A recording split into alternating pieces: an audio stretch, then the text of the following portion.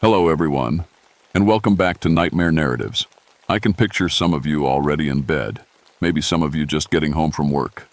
Wherever you are, whatever time it is, I'm glad you're here. If this helps you relax or sleep, please like and subscribe. It means a lot. Now let's get you comfortable, and I'll tell you tonight's story. My name is Harold Thompson, but everyone calls me Hal. I've been a forest ranger for 11 years now, started back in 1955, right after I got my biology degree from Ohio State. People think being a ranger is all about putting out fires and telling campers to clean up their trash, but my real job is watching the wildlife. I keep track of every bird, every migration pattern, every change in the forest. I know this sounds like bragging, but I've cataloged 247 different bird species in Wayne National Forest. I can tell you when the red-winged blackbirds will start heading south, down to the day. I know the sound a great blue heron makes when it's scared versus when it's hunting. After 15 years of watching birds, I thought I'd seen everything that could fly through these woods. I was wrong. The Ohio River Valley where I work is a strange place. It sits right on the border between Ohio and West Virginia, near a little town called Point Pleasant.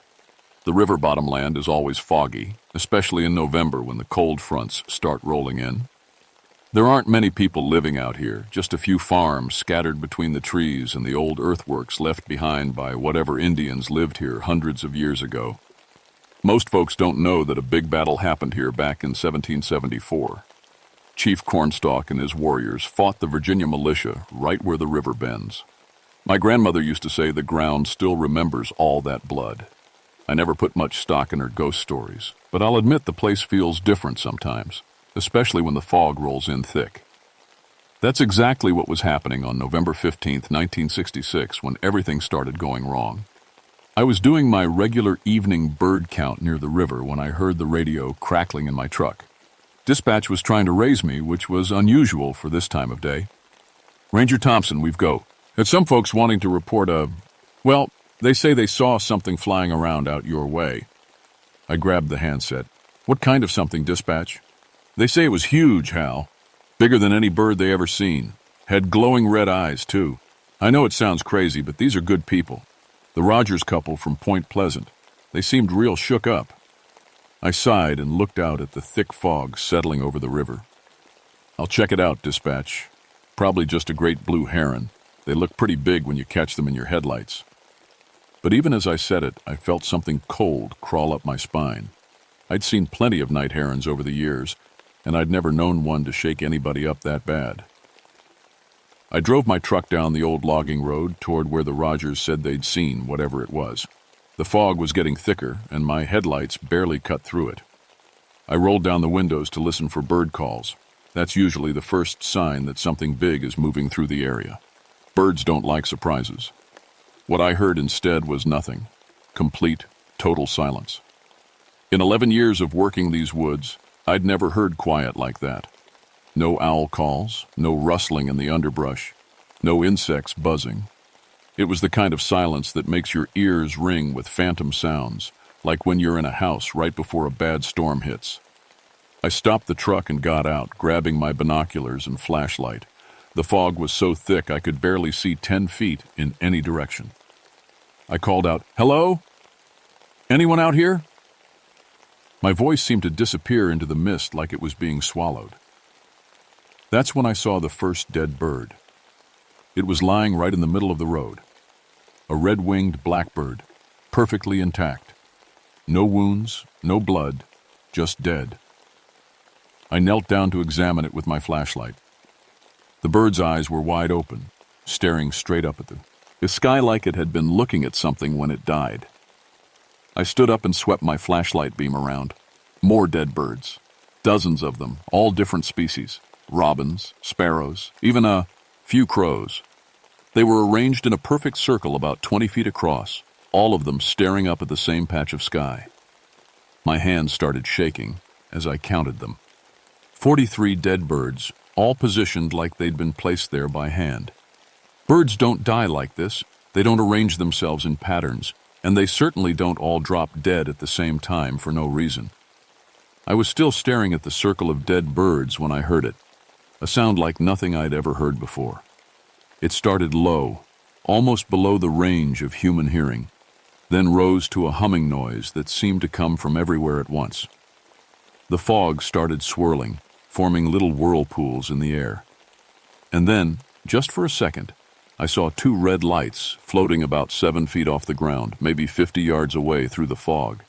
They weren't reflecting my flashlight beam. They were glowing on their own, bright red like the coals in a fire. They hung there for maybe 3 seconds, and I swear I felt them looking right at me, looking into me. Then they were gone. I ran back to my truck and slammed the door, my heart pounding so hard I thought it might burst. I grabbed the radio with shaking hands. "Dispatch, this is Ranger Thompson. I need you to call the state police. We've got something out here." I barely slept that night. Every time I closed my eyes, I saw those red lights floating in the fog. By morning, I'd almost convinced myself it was just my imagination, maybe a couple of reflectors on a fence post, or the taillights of a car I hadn't heard through the fog. But I couldn't explain away the dead birds. I drove back to the spot as soon as the sun came up. The fog had cleared, and I could see the river valley stretching out below me, beautiful and peaceful in the morning light. For a moment, I felt stupid for getting so spooked the night before. Then I looked down the road. The birds were still there, but they'd been moved. Instead of one big circle, they were now arranged in 3 smaller circles, like someone had been playing with them during the night. And in the center of each circle, scratched into the dirt road, was a symbol that looked almost like a bird with its wings spread wide. I took pictures with my camera, then gathered up all the dead birds in a canvas sack. I figured the state veterinarian might be able to tell me what killed them. Over the next 3 days, more reports came in. The Rogers couple called again. They'd seen the red lights hovering over their barn. A farmer named Jenkins found all his chickens huddled in the corner of their coop, too scared to come out even for food. Mary Patterson, who lived alone about 2 miles from where I'd found the birds, called to say something had been walking around her house all night, but when she looked out her windows, nothing was there. I started spending more time in the woods, trying to figure out what was happening. That's my job, after all, to know what's going on with the wildlife. But the more I looked, the stranger things got. All the migratory birds that should have been passing through had disappeared. The trees that should have been full of sparrows and finches settling in for the night were empty and quiet. Even the year-round residents, the cardinals and blue jays that never left, seemed to have vanished into thin air. It was like every bird for miles around had decided to flee all at once. On the 4th day, I was checking the area around the old Indian earthworks when I found the feathers. They were stuck in a thorn bush about 8 feet off the ground, too high for any normal bird to have left them. I climbed up and carefully pulled them free. They were huge, bigger than any bird feather I'd ever seen, even from the great blue herons. The color was, as wrong too, a dark, iridescent gray that seemed to shift and change when I moved them in the sunlight. I measured them when I got back to the ranger station. The longest one was 14 inches. For comparison, the biggest feather from a great blue heron, the largest bird in our area, is about 8 inches. These feathers could only have come from something with a wingspan of at least 15 feet.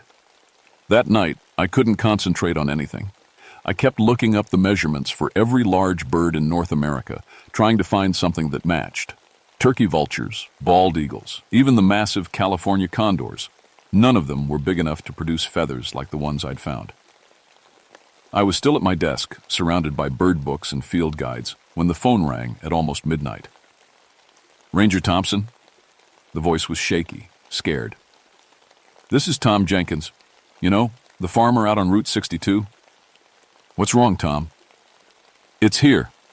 That thing everyone's been talking about, it's in my field right now." I could hear his breathing, quick and shallow. "Are you sure, Tom? What does it look like?" Jesus, I don't know how to describe it. It looks like a man, but bigger. 7 feet tall, maybe 8. And it's got wings, Hal. Huge wings, like a bat, but covered in feathers. It's just standing there in my cornfield, not moving." My mouth went dry. "Where are you now, Tom?" I'm looking out my kitchen window. It's maybe 100 yards away. And Hal, its eyes are glowing red, just like everyone said. I was already grabbing my keys and flashlight. I'm on my way. Don't go outside, Tom. Stay in the house until I get there. I made the 10-minute drive to Jenkins's farm in about 6 minutes, my truck bouncing over the dirt road as fast as I dared to push it. His farmhouse sat on a hill overlooking about 40 acres of cornfield. I could see lights on in every window. I parked next to his front porch and knocked on the door. Tom Jenkins answered immediately. He'd been waiting right behind it. He was a big man, spent his whole life farming, but hush-heaped. His face was pale and his hands were shaking. "Is it still out there?" I asked. He nodded toward the back of the house. "Kitchen window. But Hal, I think it knows we're watching it." I followed him through his house to the kitchen. His wife was sitting at the table, clutching a cup of coffee with both hands. She looked up at me with scared eyes. "It's been there for almost an hour," she whispered. "Just standing there, looking at the house."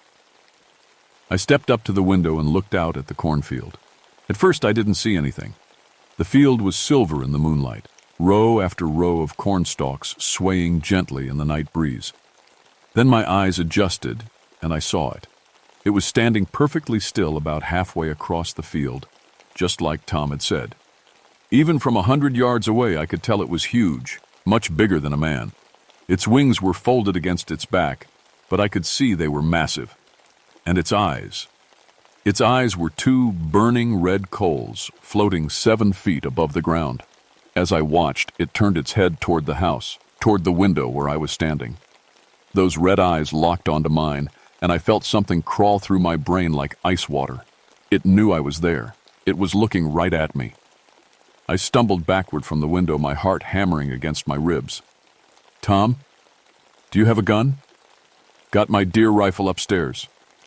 "Get it. And call the state police. Tell them we need help out here." But when I looked out the window again, the thing was gone. We searched the cornfield with flashlights for over an hour. The state police showed up around 2 a.m., 2 officers who clearly thought we were all crazy until I showed them the footprints. They were in the soft dirt between the corn rows, exactly where the creature had been standing. The prints were huge, at least 18 inches long and shaped like a man's foot, but with what looked like claw marks at the tips of the toes. Whatever had made them weighed a lot. The prints were pressed deep into the earth. One of the officers, a young guy named Peterson, was kneeling next to the footprints with his flashlight when he suddenly went very still. "You guys hear that?" he whispered. We all stopped and listened. At first there was nothing but the normal sounds of a country night. Insects chirping, wind rustling through the corn. Then I heard it. That same low humming sound I'd heard in the fog 4 nights before. It seemed to come from everywhere at once, rising and falling like a giant tuning fork. "There," Peterson said, pointing his flashlight up at the sky. "Look." Something was moving above us, blotting out the stars. It was huge, bigger than any airplane I'd ever seen, and it was completely silent, except for that awful humming. As we watched, 2 red lights appeared on what must have been its head. The thing circled overhead for maybe 30 seconds, those red eyes scanning the ground like searchlights. Then it glided away toward the river, its massive wings barely moving. The older police officer, Sergeant Mills, was already walking back toward his patrol car. "I'm calling this in to the state boys," he said. "This is way above my pay grade." But I was still staring up at the sky where the thing had disappeared. Because now I was absolutely certain of one thing. Whatever we were dealing with, it wasn't any kind of bird I'd ever studied. It was something else entirely. The story hit the newspapers 3 days later. "Mystery creature terrorizes Ohio River Valley," read the headline in the Point Pleasant Register. By the end of the week, we had reporters from as far away as Pittsburgh camped out in town, interviewing anyone who'd seen what people were starting to call the Mothman. I tried to stay out of it at first. I'm a scientist, or at least I try to be. I deal in facts and evidence, not ghost stories. But the facts kept piling up, and none of them made any sense.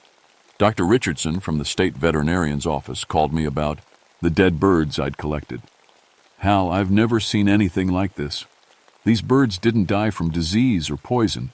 Near as I can tell, they died from shock, like they were literally scared to death. Scared to death by what? That's what I can't figure out. Their hearts just stopped. More sightings came in every day. The thing seemed to be moving around the area in a rough circle centered on the river valley where I'd first encountered it. A construction crew working on the new Silver Bridge reported seeing it perched on one of the towers at dawn. A family driving home from church said it paced their car for almost 2 miles, flying alongside them at 60 miles per hour, and people were getting hurt. Betty Henderson, a nurse at the local hospital, was driving home from her night shift when the thing landed right in the middle of Route 62. She swerved to avoid it and crashed into a ditch. When they found her car, she was unconscious, mumbling the same thing over and over. The eyes. I looked into its eyes. She spent 3 days in the hospital before she could remember her own name. That's when I decided I had to do something. I'm the forest ranger. It's my job to know what's happening in these woods, even if what's happening doesn't make any scientific sense. I started spending my nights in the forest trying to track the creature's movements. I set up motion-sensitive cameras at spots where it had been sighted. I studied topographic maps, looking for patterns in where it appeared and when. What I found scared me more than the creature itself. Every single sighting had occurred within half a mile of running water, the Ohio River, or one of the creeks that fed into it. And they were all near spots where people had reported accidents or close calls in the past few months. The Henderson crash site, the curve where old Mr. Patterson had his heart attack while driving, the railroad crossing where a freight train had derailed back in August.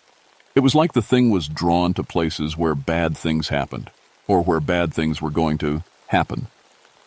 On November 30th, I was checking my cameras near the old earthworks when I found something that made my blood run cold.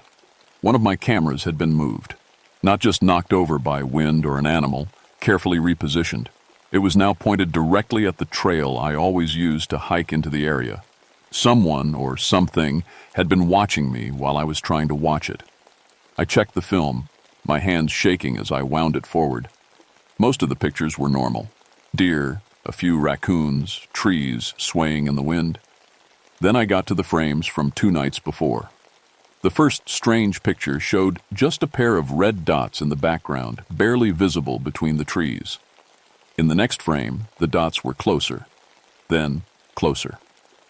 Frame by frame, the thing had approached my camera until, in the final picture, it filled the entire frame. I was looking at a close-up photograph of the Mothman's face. It was more human than I'd expected, but wrong in ways that made my skin crawl.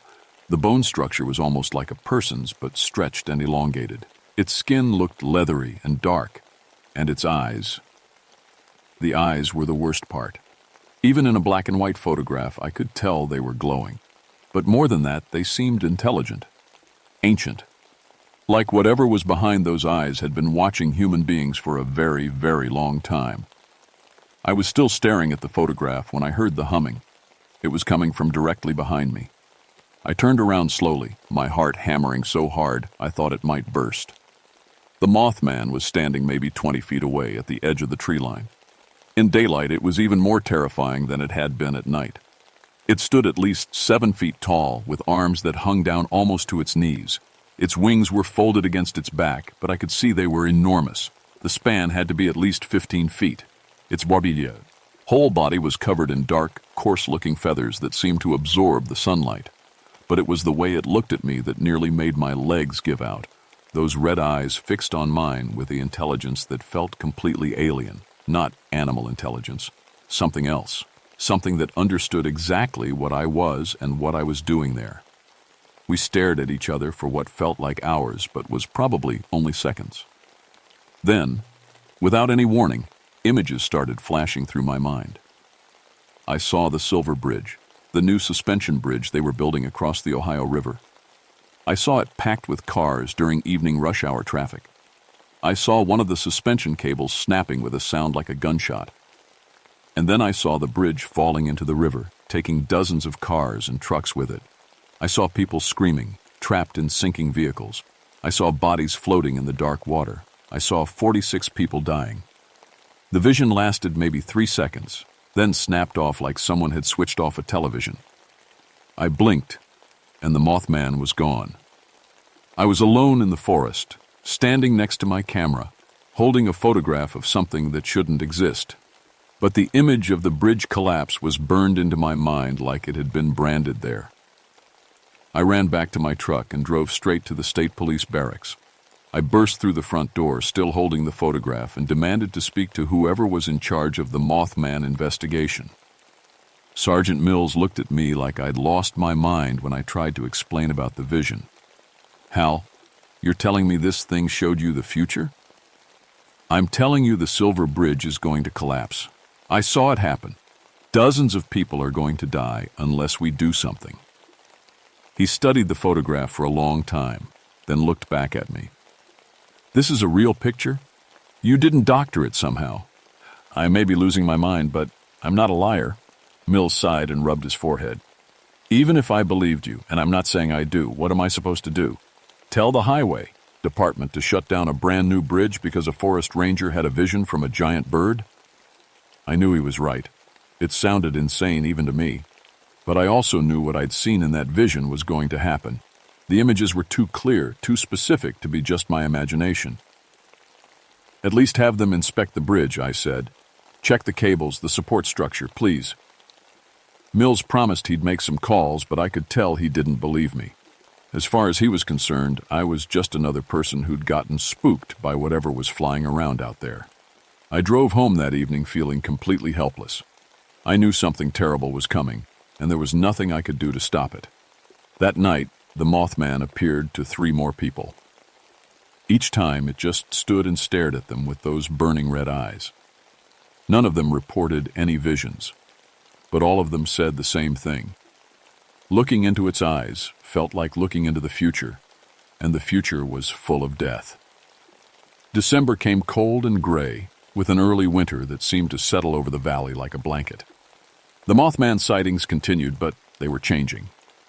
Instead of the random appearances we'd seen in November, the creature now seemed focused on specific areas, particularly around the Silver Bridge construction site. Workers reported seeing it perched on the bridge towers at dawn, always gone by the time supervisors arrived. Night security guards quit after encountering glowing red eyes watching them from the darkness. The construction foreman, a tough guy named Bill Murphy, privately admitted to me that his crew was getting spooked. "It's like the thing is studying the bridge," he said, "just sitting there watching us work. Some of the guys are talking about walking off the job." I was spending most of my time now trying to convince anyone who would listen that something terrible was going to happen. I'd showed my photograph to reporters, police officers, even the mayor of Point Pleasant. Most of them thought I was crazy. The few who believed me didn't know what to do about it. The state engineers had inspected the bridge twice at Sergeant Mills' request, but found nothing wrong. "The structure is sound," the chief engineer told me. "That bridge could last 100 years. But I knew better. The vision the Mothman had shown me was getting clearer and more detailed with each passing day. I could see the exact spot where the cable would fail. The North Tower, about halfway up. I could see the time. Evening rush hour, when the bridge would be packed with people heading home from work. I could even see the date, December 15th. The problem was, December 15th was tomorrow. I spent that last night walking the banks of the Ohio River, looking up at the Silver Bridge stretching across the dark water. It was beautiful in its own way. A modern engineering marvel, all steel cables and concrete towers. Cars passed overhead in both directions, their headlights cutting through the December darkness. All those people had no idea what was coming. I was about to head home when I saw the red lights. The Mothman was standing on the bridge deck, right in the middle of the northbound lane. Cars were driving right through it, like it wasn't there, like it existed in some other dimension, visible only to people like me who'd looked into its eyes. I watched it spread its enormous wings and leap from the bridge, gliding down toward the riverbank where I stood. It landed about 10 feet away from me, those burning red eyes fixed on my face. This time, I wasn't afraid.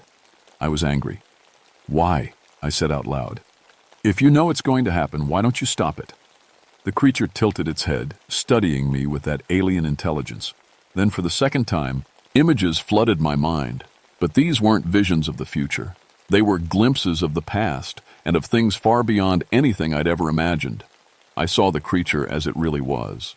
Not a monster, but a watcher. One of many beings that existed between dimensions, drawn to places where the fabric of reality wore thin. Places where tragedies created ripples that echoed across time and space. I saw other disasters, earthquakes, floods, wars, plagues. And at each one, creatures like the Mothman appeared beforehand, observing, recording, learning how human beings faced death and suffering. They weren't evil. They were just indifferent. To them, human tragedy was no different from a thunderstorm or a volcanic eruption, a natural phenomenon to be studied and catalogued. Some of them, like this one, occasionally tried to warn the humans they'd grown curious about, not out of compassion, but out of something like scientific interest. What would a human do if they knew disaster was coming? How would they react? I was an experiment. The vision faded, leaving me staring into those red eyes with a new understanding. The Mothman had shown me the bridge collapse not to save lives, but to see what I would do with the knowledge. It was studying me the same way I studied birds, with detached scientific curiosity. "You bastard," I whispered. The creature made a sound that might have been laughter, if something without human emotions could laugh. Then it spread its wings and launched itself into the night sky, disappearing toward the bridge. I ran to my truck and drove straight to the Silver Bridge. It was 5:47 p.m. Evening rush hour was just beginning. Cars were backed up on both sides, people trying to get home from their jobs in Huntington and Point Pleasant.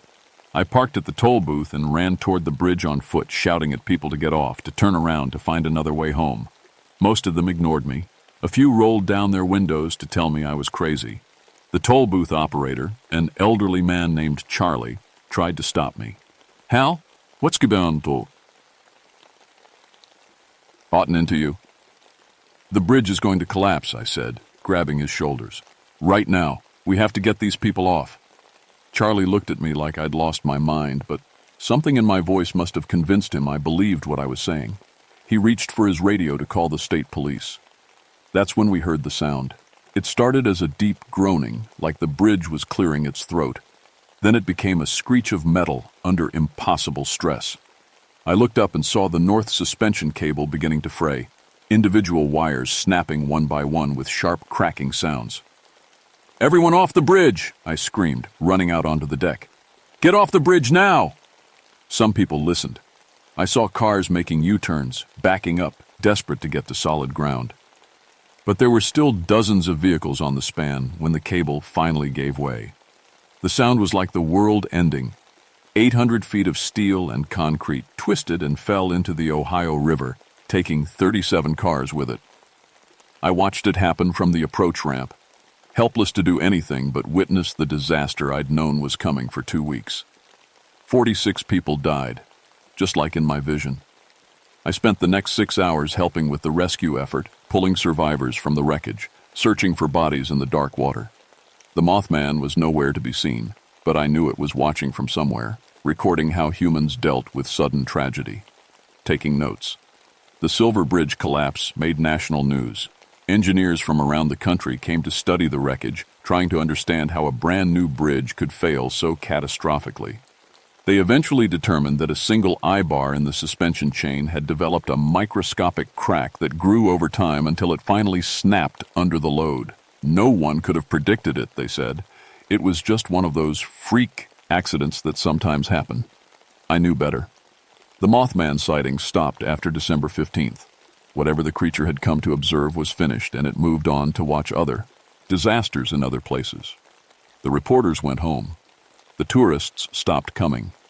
Point Pleasant tried to return to normal, but I was changed forever.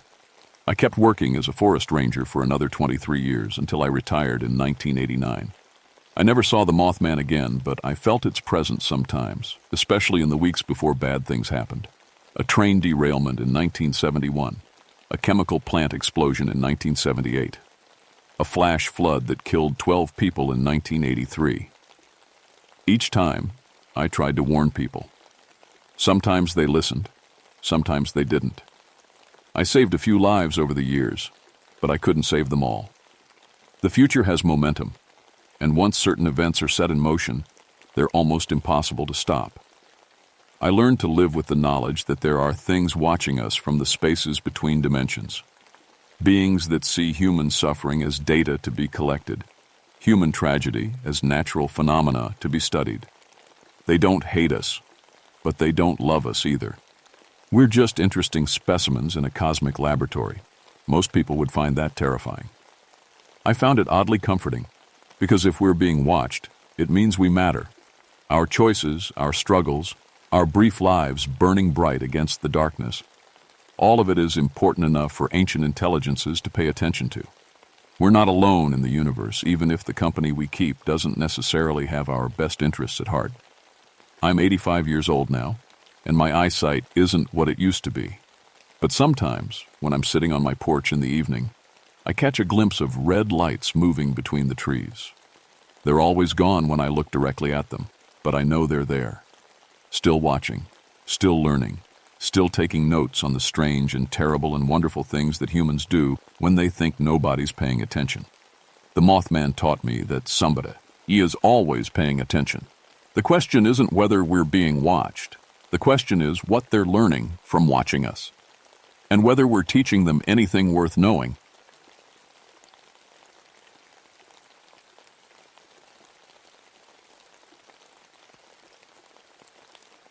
My name is Joe Mullins, and I've been walking these mountains for 21 years. Started right after I came back from Korea in 1946, when the nightmares were still fresh and I needed something peaceful to do with my hands. The Jefferson National Forest gave me that peace, or so I thought.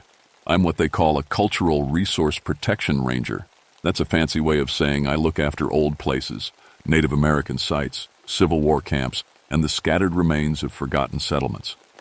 47 historical sites across 3 counties, and I know every single one like the back of my weathered hands. The work suits me fine. I'm good with records, good with maps, and I understand these mountains in my bones. My great-grandmother used to tell stories about our family, about how we came from the old Melungeon people who lived in these hollows long before anyone kept proper records. Mixed blood, she'd say, part Cherokee, part white, part something else nobody could name. She'd warn me about family curses and old spirits that never rest. I always figured that was just mountain talk, old country nonsense from a woman who never learned to read. October of 1967 changed my mind about a lot of things. It started with Dr. Sarah Chen, an anthropologist from the university who'd been studying Melungeon culture.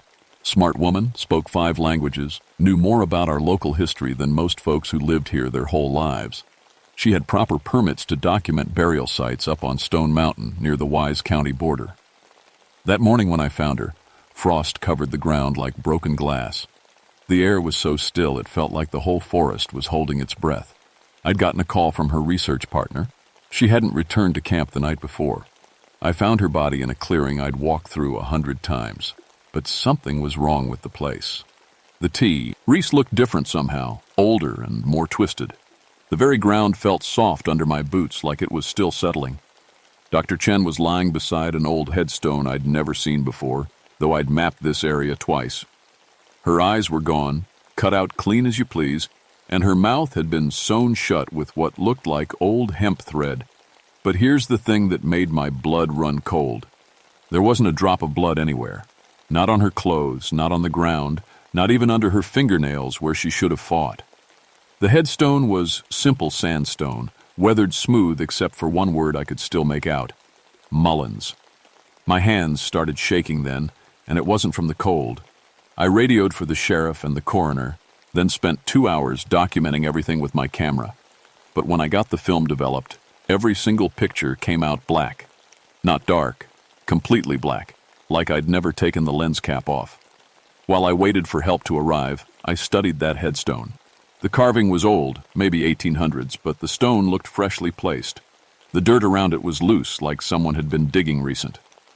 But here's what really got to me. The digging marks seemed to come from underneath, like something had been trying to claw its way out. Sheriff Hawkins and Doc Morrison arrived around noon.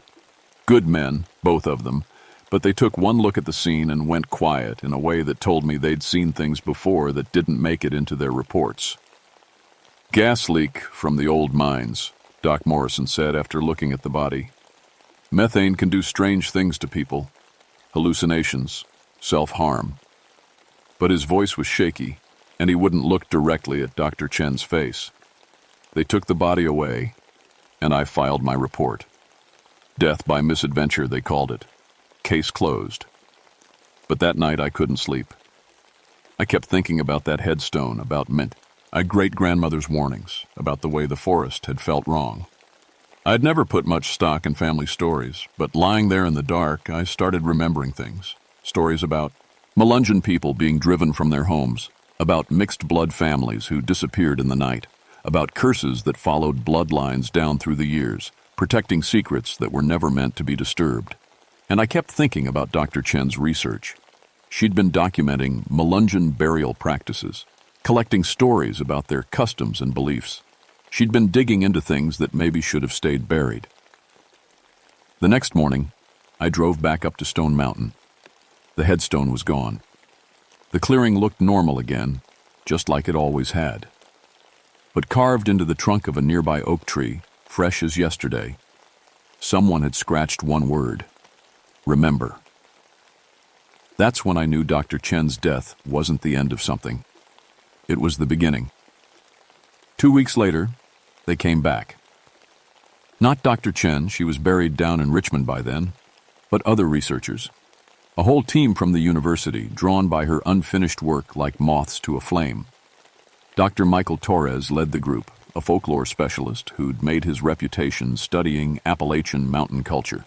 With him came Jenny Walsh, a graduate student working on her thesis about marginalized communities, and Professor Bob Hendricks, an older man who specialized in genealogy and family histories.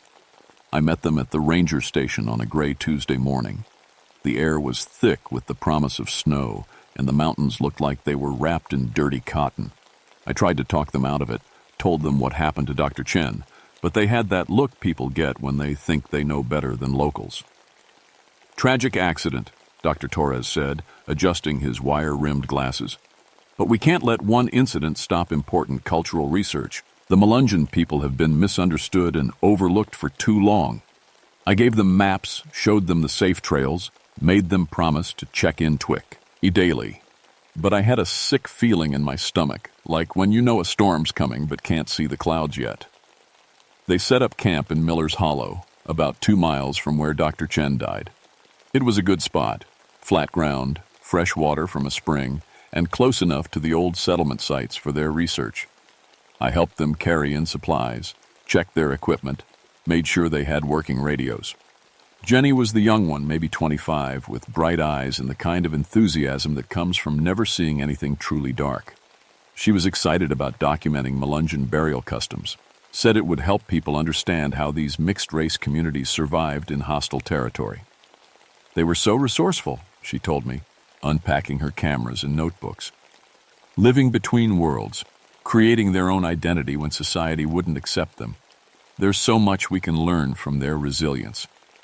I nodded and smiled, but inside I was thinking about Dr. Chen's sewn-shut mouth and missing eyes. The first 2 days went fine.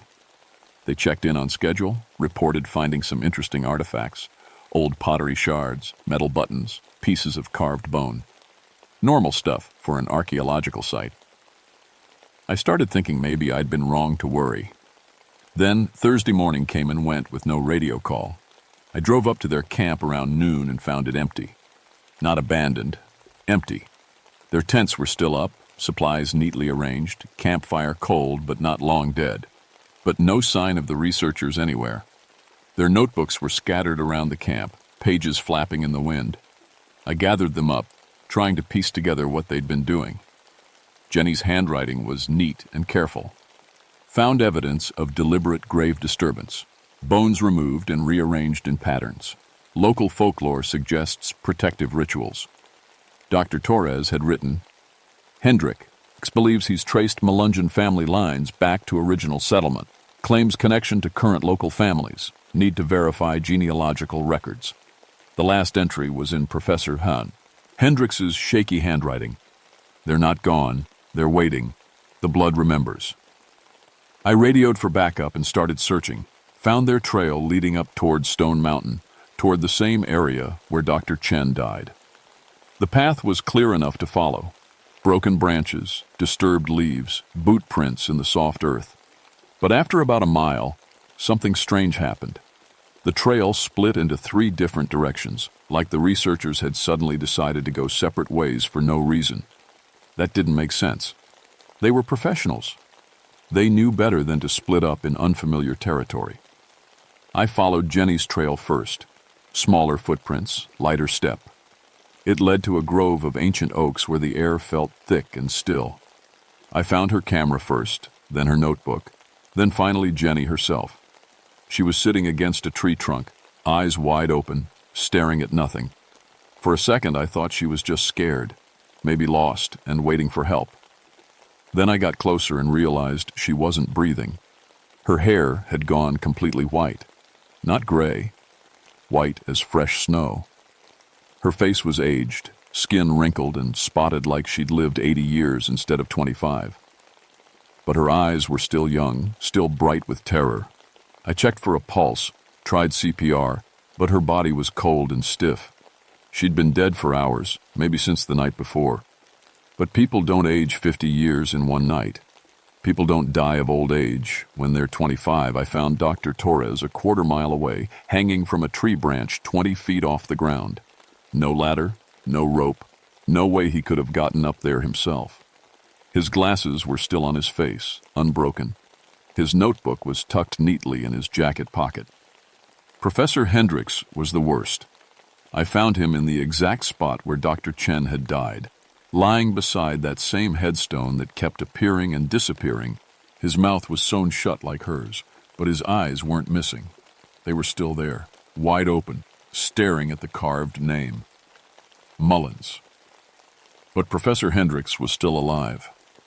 He was trying to say something through his sewn lips, making desperate mumbling sounds. I knelt down beside him, pulled out my knife to cut the threads. But when I touched them, they felt hot, like they were burning from the inside. His eyes were pleading with me, darting back and forth between my face and something behind me. I turned around but saw nothing except the forest. When I looked back, Professor Hendrix was dead, and carved into the ground beside him were 3 words: blood remembers blood. That's when I heard it, a sound like wind through the trees. But there was no wind. A sound like whispers, but I couldn't make out words. A sound like my great-grandmother's voice, calling me home. And standing at the edge of the clearing, barely visible like heat shimmer on a summer day, were people I'd never seen but somehow recognized. Old faces, dark skin, eyes full of pain and anger. They were watching me, waiting for something. One of them stepped forward, an old woman in a faded dress, her hair gray and thin. She looked exactly like my great-grandmother, except younger, stronger. When she spoke, her voice came from everywhere at once. "Joseph Mullins," she said. "Time you learned who you really are." I ran. Don't judge me for it. When dead people start talking, running seems like the smart thing to do. I crashed through the woods like a spooked deer, branches tearing at my clothes, rocks trying to trip me up. Behind me, I could hear that sound like wind whispers following, getting closer. I made it back to my truck and drove straight home, hands shaking so bad I could barely work the steering wheel. My little house on Chestnut Street had never looked so welcoming.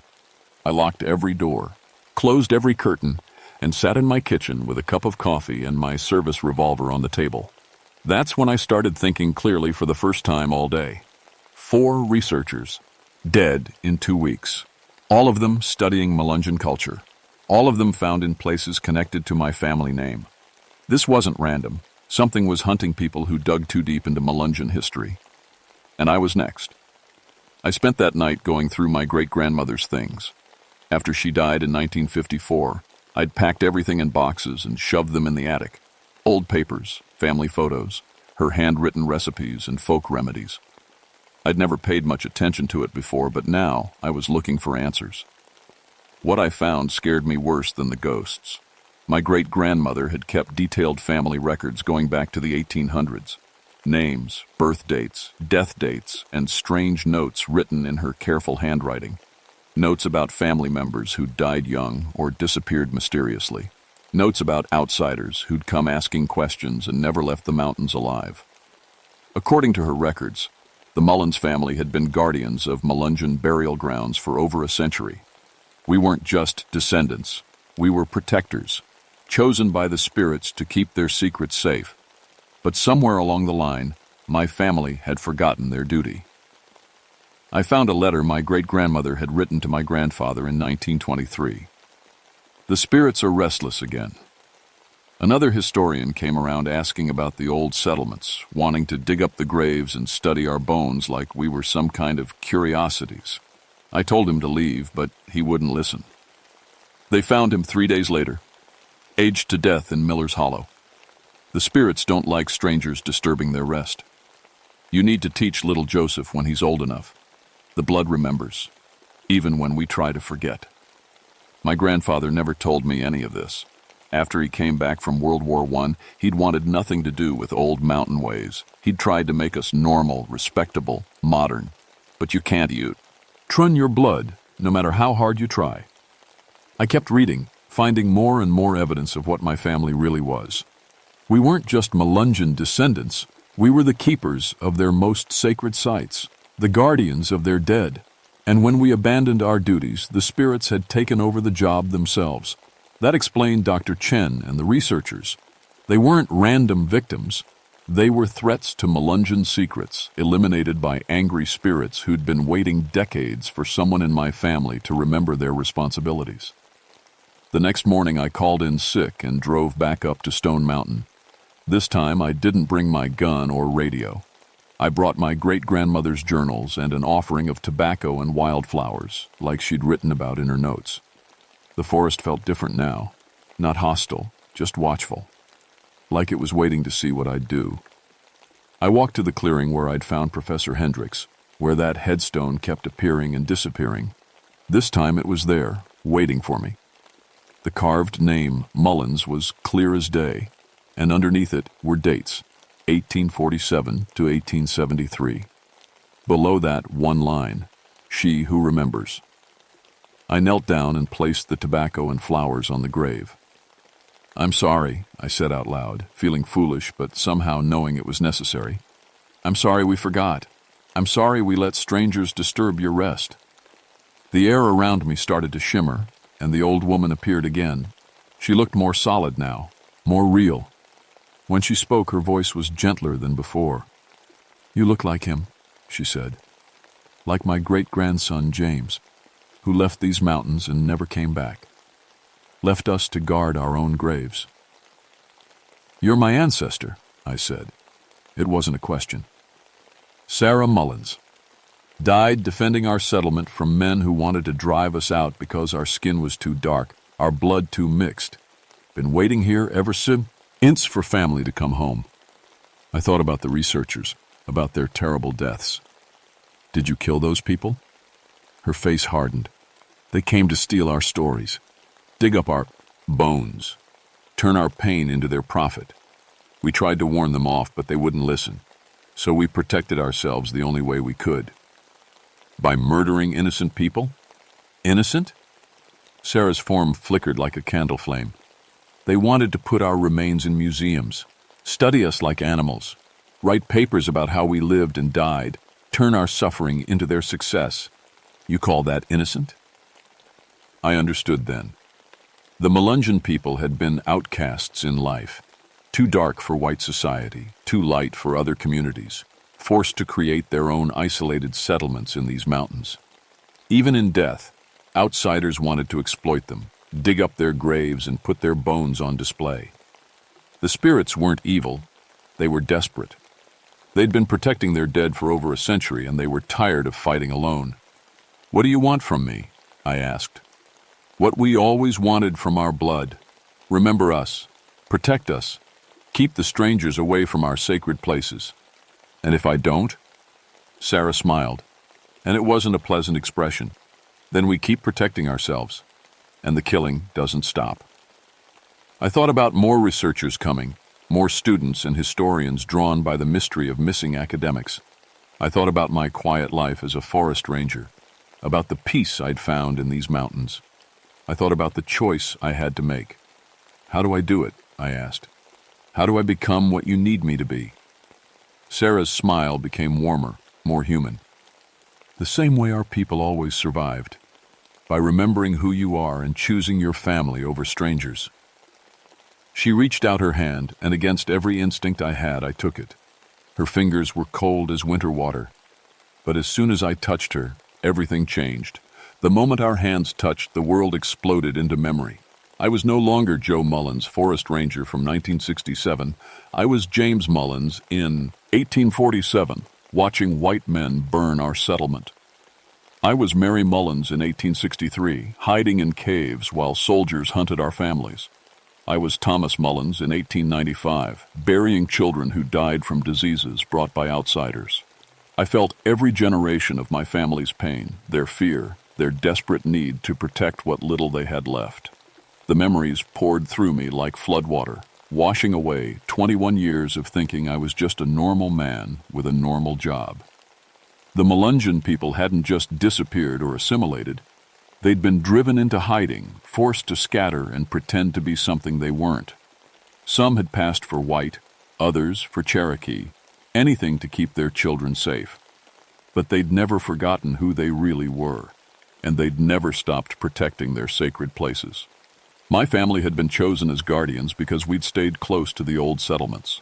Generation after generation, we'd been the bridge between the living and the dead, making sure outsiders didn't disturb the graves or steal the artifacts. Until my grandfather came home from the war and decided we needed to be respectable Americans instead of mountain mystics. When Sarah released my hand, I was still myself, but different. Older somehow, more connected to the land around me. I could feel the presence of spirits throughout the forest, not just Melungeon but Cherokee and others who'd called these mountains home long before white settlers arrived. Now you understand, Sarah said. Her form was already starting to fade. The responsibility passes to you. Keep our secrets safe and we'll rest easy. Let strangers disturb our peace and we'll protect ourselves. Wait, I called out as she became more transparent. How do I know which sites are sacred? How do I know who to trust? You'll know, she whispered. The blood remembers everything. Then she was gone, and I was alone in the clearing with 4 dead researchers and the weight of centuries on my shoulders. I had to act fast. Sheriff Hawkins would be expecting my report, and federal investigators would be coming soon to look into the missing university team. I needed a story that would satisfy officials while keeping people away from Melungeon sites. I gathered up all the research notes and equipment, everything that mentioned specific burial locations or family genealogies. Most of it I buried in a deep hole I dug with my bare hands, but some documents I kept. Sarah was right. The blood remembered, and I suddenly knew exactly which information was too dangerous to leave lying around.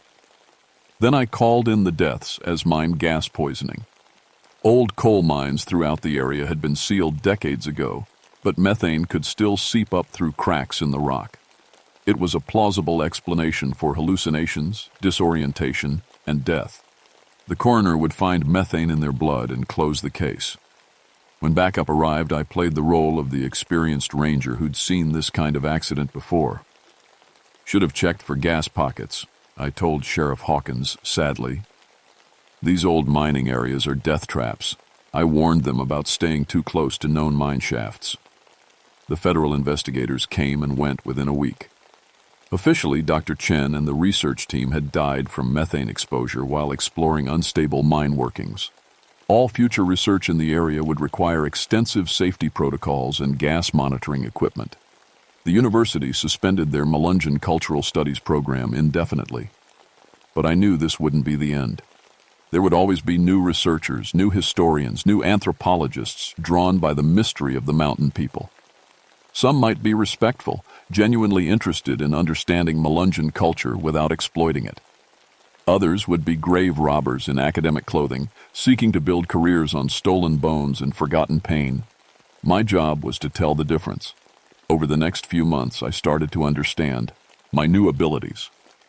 I could sense when someone approached Melungeon sites with bad intentions. I could feel the restlessness of spirits when their graves were threatened. Most importantly, I could communicate with the dead when necessary, serving as a bridge between their world and ours. It wasn't always about keeping people out. Sometimes researchers came with genuine respect, asking permission instead of just taking what they wanted. Those I could work with. I'd guide them to sites that weren't sacred, help them understand Melungeon history without disturbing the peace of the dead. But when the grave robbers came, and they always came, I'd make sure they got lost on mountain trails, or their equipment would mysteriously fail, or they'd have vivid nightmares that sent them running back to their universities. Usually that was enough. Sometimes it wasn't. The first time I had to let the spirits handle someone directly was in spring of 1968. A collector from back east, some rich man who wanted authentic Melungeon artifacts for his private museum. He'd hired local men to dig up graves at night, offering good money for pottery and jewelry buried with the dead. I warned him off twice, told him the sites were protected and dangerous. He laughed at me, called me a backwards mountain man who didn't understand the value of historical preservation. They found him 3 days later in Miller's Hollow, aged to death just like Jenny Walsh. His hired diggers had disappeared completely, and their shovels were found arranged in a perfect circle around Sarah's grave. After that, word got around. Serious researchers started coming to me first, asking permission, showing respect. The treasure hunters found other places to hunt, and the spirits of my ancestors rested easier, knowing someone was watching over them again. But the job came with a price I hadn't expected. The hardest part about out being a guardian isn't the responsibility or the danger. It's the loneliness. You can't explain to people why certain areas of the forest are off limits without sounding crazy. You can't. Tell your friends why you sometimes spend nights talking to empty clearings, or why you always know when something bad is about to happen. You can't have a normal life when you're connected to the dead. My wife left me in 1969. Said I'd become distant and strange, that I cared more about old graves than our marriage. She wasn't wrong, but how could I explain that I was carrying the memories of 6 generations of my family? That I could feel the pain of ancestors who died over a century ago? I tried to date again a few years later, but it never worked out. Women could sense something different about me, something that made them uncomfortable even when they couldn't put their finger on what it was. After a while, I stopped trying. The job became my life, and the spirits became my family. Sarah visits me sometimes, usually when I'm struggling with a difficult decision. Other ancestors appear too. James, who died fighting off land grabbers in 1889, or little Mary, who succumbed to influenza during the epidemic of 1903. They don't stay long, just long enough to remind me why the work matters.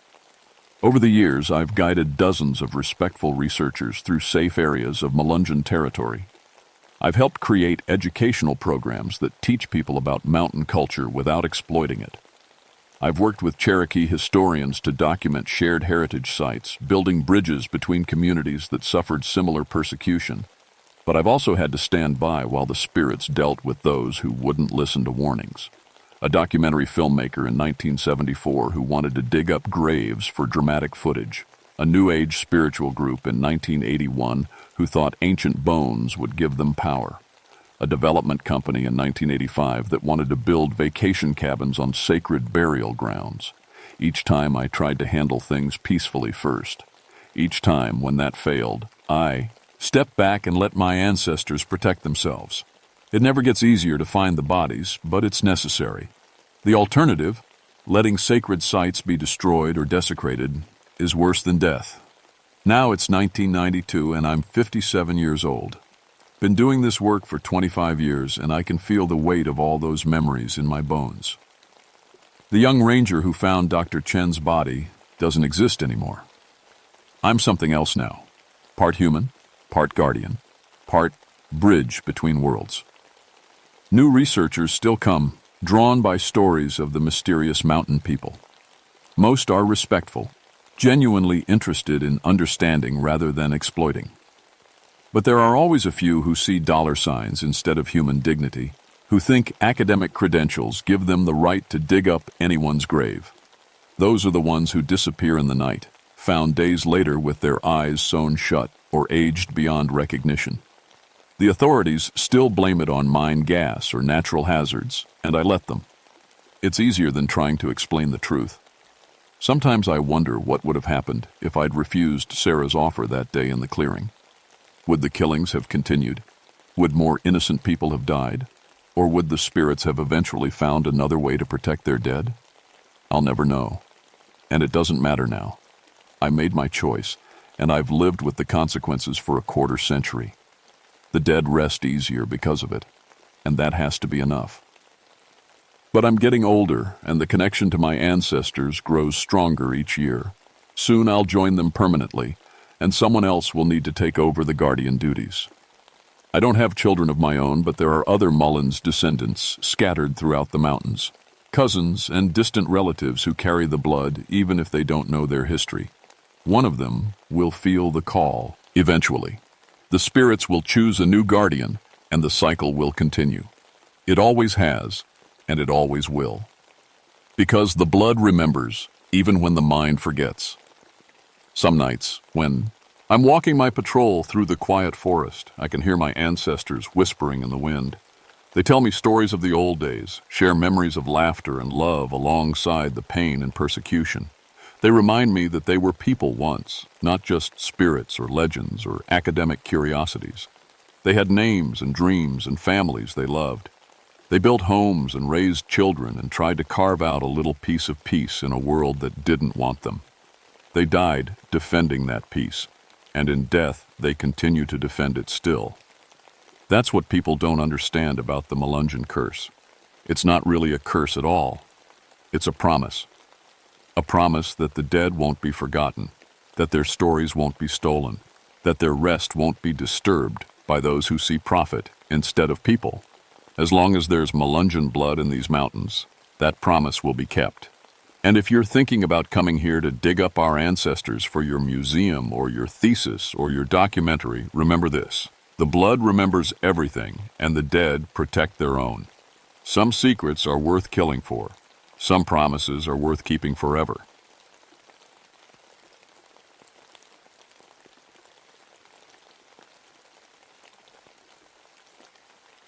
My name is Luther Godwin, and I've been a forest ranger for 24 years. Started back in 1935 when times were hard and jobs were scarce. I was 23 then, fresh from the mountains of Virginia, and the Forest Service was hiring men who weren't afraid of hard work and long days alone in the woods. I've seen a lot in my time. Fought fires that burned for weeks. Rescued lost hikers who wandered too far from the trails. Watched storms tear through these mountains like God's own anger. But I always believed in what I could see and touch. Real things. Fire spreads when it's hot and dry.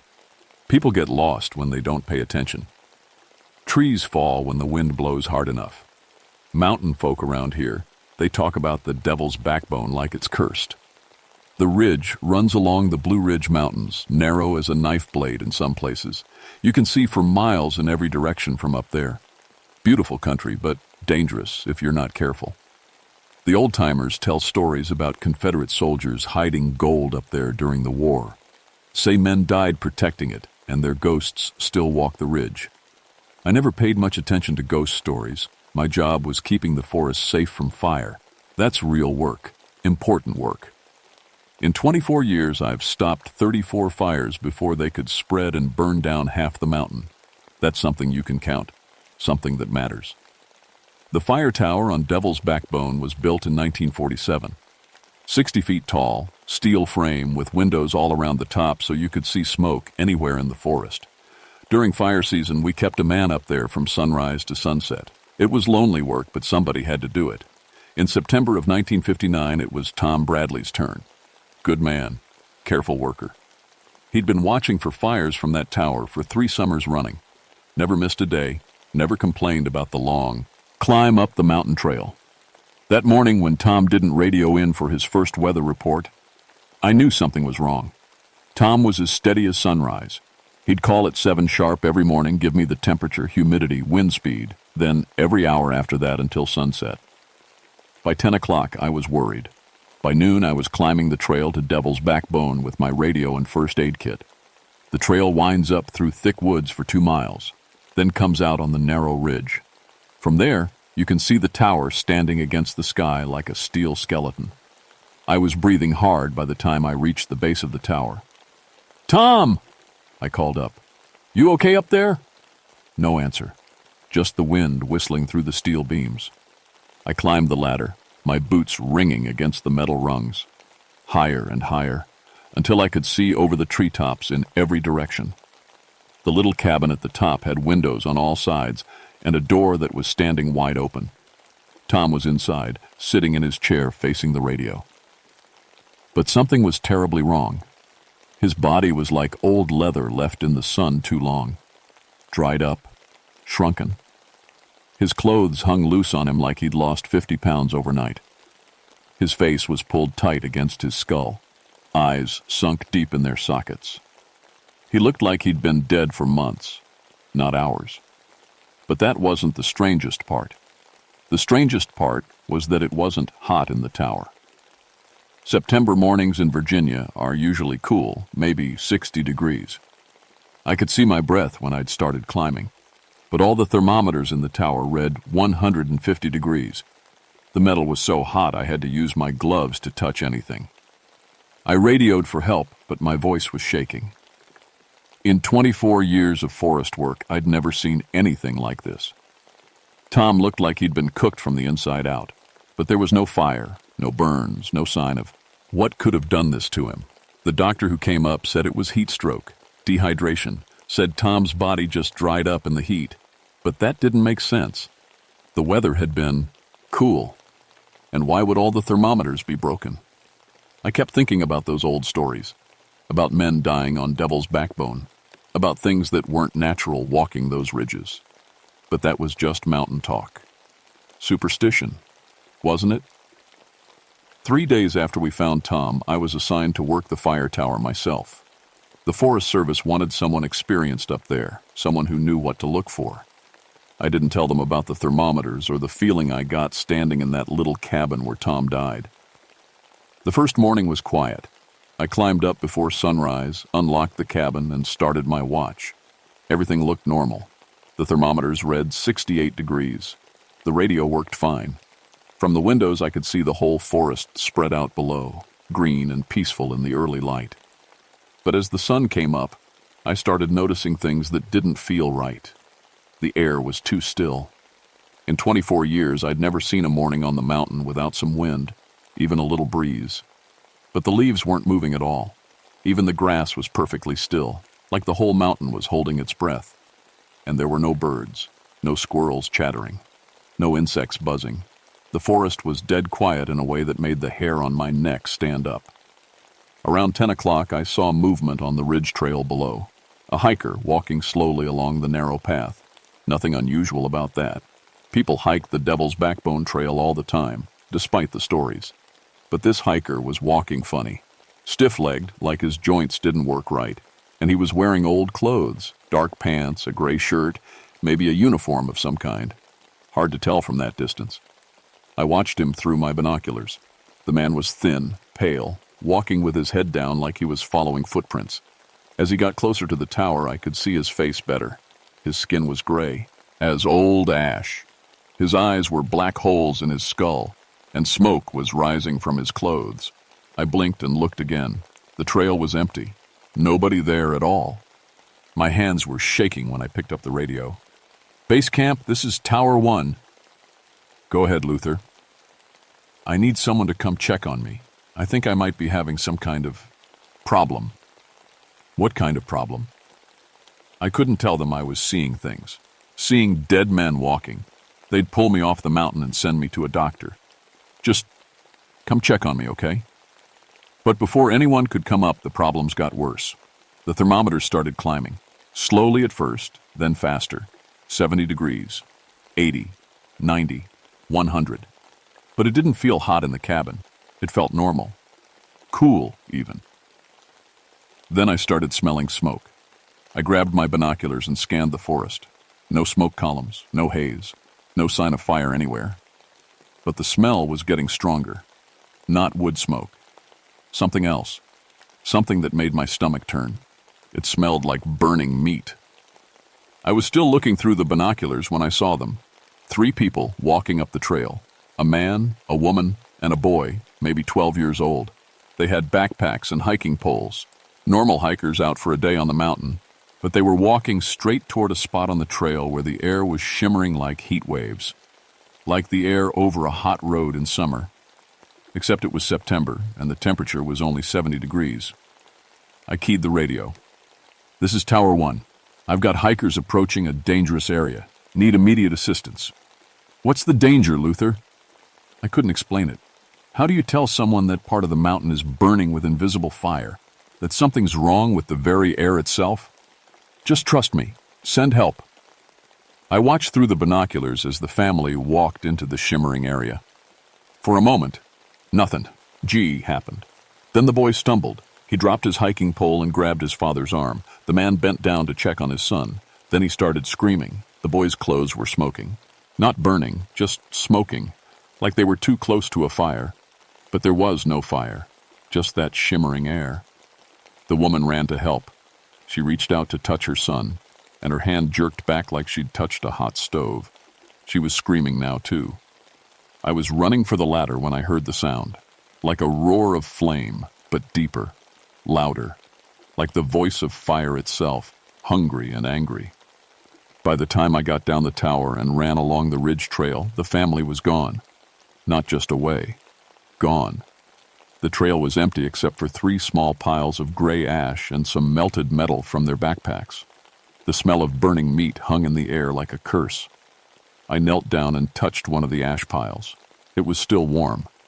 But there were no scorch marks on the ground, no sign of fire, just ash where 3 people had been standing. That's when I knew the stories were true. Something lived on Devil's Backbone.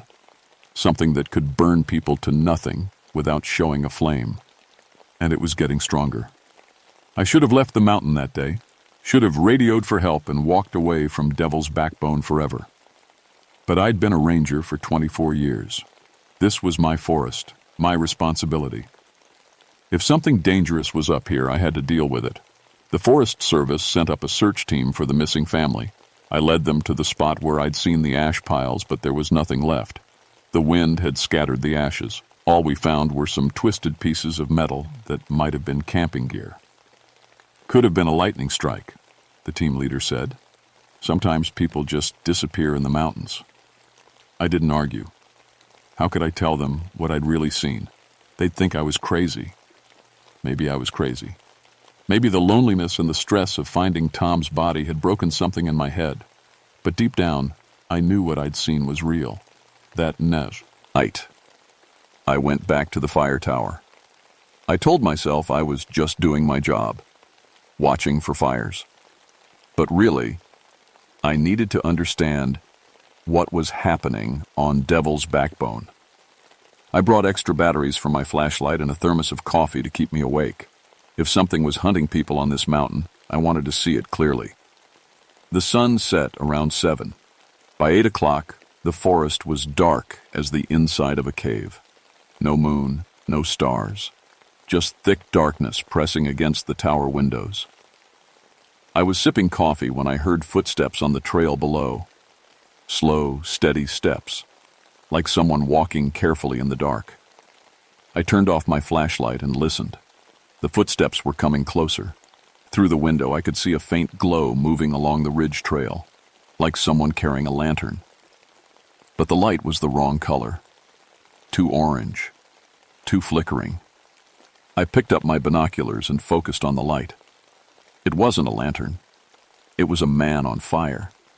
He was walking upright like nothing was wrong, but flames covered his whole body, his clothes, his skin, his hair, everything burning bright orange against the darkness. But he didn't seem to be in pain. He walked steady and calm, like he was just taking an evening stroll. As he got closer to the tower, I could see his face. It was Tom Bradley, but not Tom as I'd known him. This thing wearing Tom's face was made of Fire and shadow. His eyes glowed like coals. His mouth hung open and smoke poured out instead of breath. The burning thing that looked like Tom stopped at the base of my tower and looked up, right at me, even though I was 60 feet up and it was dark in the cabin. When it smiled, I could see flames behind its teeth. Then it started climbing the ladder. I grabbed my radio. "Mayday, Mayday, this is Tower 1. I need immediate assistance." The radio crackled with static. No answer. The thing was climbing slow, like it had all the time in the world. I could hear its hands on the metal rungs. Each step rang like a bell in the still air. I had nowhere to run. The tower had only one ladder, and the thing was on it. I was trapped 60 feet in the air with something that shouldn't exist. When it reached the cabin door, it didn't try to open it. It just put one burning hand on the metal frame. The steel started to glow red, then orange, then white hot. The cabin filled with heat like an oven. The thermometers burst. The radio melted. I could feel my hair singeing, my clothes starting to smoke. I pressed myself against the far window, but there was nowhere to go. The thing pushed the door open, and more heat poured in. The wooden floor started to char under my feet. "What do you want?" I shouted. It opened its mouth and spoke in Tom's voice, but wrong, like hearing someone talk underwater. "The gold," it said. "They come for the gold. I stopped them." "What gold? I don't know about any gold." "Confederate gold, hidden in the ridge. My job to guard it. Forever." The heat was getting worse. I could feel my skin burning, but I had to understand. "Are you Tom? What happened to Tom?" The thing that wore Tom's face smiled again. "Tom found the gold, tried to take it. Now Tom helps me guard it." I understood then. Tom hadn't died from heat stroke. He'd found something on Devil's backbone that he shouldn't have, and now he was part of whatever was guarding it. "I don't want your gold," I said. "I just want to do my job. Watch for fires." "You watch. You see people coming for gold. You let them burn." The heat was unbearable now. My clothes were smoking. The metal walls of the cabin were glowing. In a few more minutes, I'd be as dead as Tom. But I remembered something my grandmother used to say about evil things. They had rules, limits, ways to fight them. I pulled out the small Bible I always carried. My grandmother had given it to me when I started working in the forest. "For protection," she'd said. I opened it and started reading out loud. The 23rd P, Psalm. "The Lord is my shepherd. I shall not want." The burning thing hissed and stepped back. The heat lessened a little. "He maketh me to lie down in green pastures. He leadeth me beside still waters." The thing was backing toward the door now. The flames on its body flickered like a candle in the wind. I kept reading until it was gone, until the heat faded and I could breathe again. The cabin was ruined, the equipment destroyed. But I was alive. For now. I climbed down from the burned-out tower and stumbled along the ridge trail in the dark. My clothes were singed, my hands blistered from the heat. But I was thinking clearly for the first time in days. The thing that had been Tom told me about Confederate gold hidden somewhere on Devil's backbone. That lined up with the old stories I'd heard all my life. During the Civil War, Confederate soldiers had used these mountains to move supplies and messages. Some folks said they'd hidden treasure up here too. If there really was gold, and if something was guarding it, that would explain the deaths. Tom must have found it by accident while working in the tower. The hikers I'd watched burn must have been treasure hunters. But why could I fight it off when others couldn't? Why had reading from the Bible made it back away? I thought about my grandmother's stories. She'd grown up in these mountains, back when people still knew about the old ways. She'd told me that some evils could be fought with faith. Not just believing in God, but really trusting that good was stronger than evil. Maybe that's what had saved me. Not just the Bible, but believing it could work. I needed to find the gold. If I could understand what was guarding it and why, maybe I could stop it. Maybe I could keep it from killing anyone else. I knew the ridge trail better than anyone. I'd walked every inch of it over the years, checking for fire hazards and dangerous areas. If there was something hidden up there, I should have seen signs of it. But as I walked in the dark, I started noticing things I'd never paid attention to before. Rocks that were piled too neatly, dead patches in the forest where nothing would grow, places where the animals wouldn't go. About a mile from the tower, I found what I was looking for. There was a gap in the ridge wall hidden behind some fallen trees. It looked natural, like part of the rock had just cracked away over the years. But when I squeezed through the gap, I found myself in a small cave. I turned on my flashlight. The cave was about 10 feet deep and 6 feet wide. At the back, someone had stacked wooden boxes against the wall. Old boxes, rotted and falling apart, but still holding their shape. Inside the boxes were cloth bags that crumbled when I touched them. But when the cloth fell away, I saw what was inside. Gold coins. Hundreds of them. Maybe thousands. Confederate gold pieces, Union coins, Spanish silver dollars. A fortune that had been hidden for almost 100 years. But something was wrong with the gold. It was too hot to touch. Not just warm from being in a cave. Hot, like it had been sitting in a fire. And it gave off a smell that made my stomach turn. The same smell I'd noticed at the tower. Burning meat. I knelt down to look closer and saw something that made my blood run cold. There were bones mixed in with the gold. Human bones, skulls and rib cages and finger bones, all blackened like they'd been burned, but not burned by normal fire. These bones had been cooked from the inside, the same way Tom's body had looked. I counted 3 skulls. 3 people who had found this cave and died trying to take the gold. That's when I heard the footsteps outside. Slow, steady steps on the rocky ground, getting closer. I turned off my flashlight and pressed myself against the cave wall. Through the gap in the rocks, I could see that orange glow again. The burning thing was coming. But this time, it wasn't alone. 3 figures walked up the trail toward the cave. And all of them burning, all of them moving with that same slow, steady pace. I recognized Tom in the lead. Behind him came a man in a Confederate uniform, his gray jacket still smoldering, and behind him a woman in a long dress that flickered with flames. They were all dead, all burned, all serving whatever power guarded this gold. The Confederate soldier spoke first. His voice was like the sound of wind through a fire. "Someone's been in the cave, Tom. I smell the living," the woman said. "Fear and sweat and warm blood." Tom nodded. "He's close. The ranger who wouldn't burn. They were talking about me, looking for me. And I was trapped in a cave with no way out except past them. I gripped my Bible tighter and tried to think. The last time, reading scripture had made the burning thing back away. But there were 3 of them now, and I was cornered." The Confederate soldier squeezed through the gap into the cave. His burning body filled the small space with orange light and terrible heat. When he saw me crouched against the back wall, he smiled. "Found him." The other 2 crowded in behind him. The cave became an oven. The wooden boxes started to smoke. My clothes began to smolder. "You can't have the gold," the soldier said. "It's ours to guard." "I don't want your gold," I said. My voice came out as a croak. "I just want to stop you from killing people." The woman laughed. It sounded like wood crackling in a fire. "We don't kill them. Their greed kills them. Their desire burns them up from inside. But you could stop it. You could let them go." "We are bound," Tom said, "by oath and blood and fire.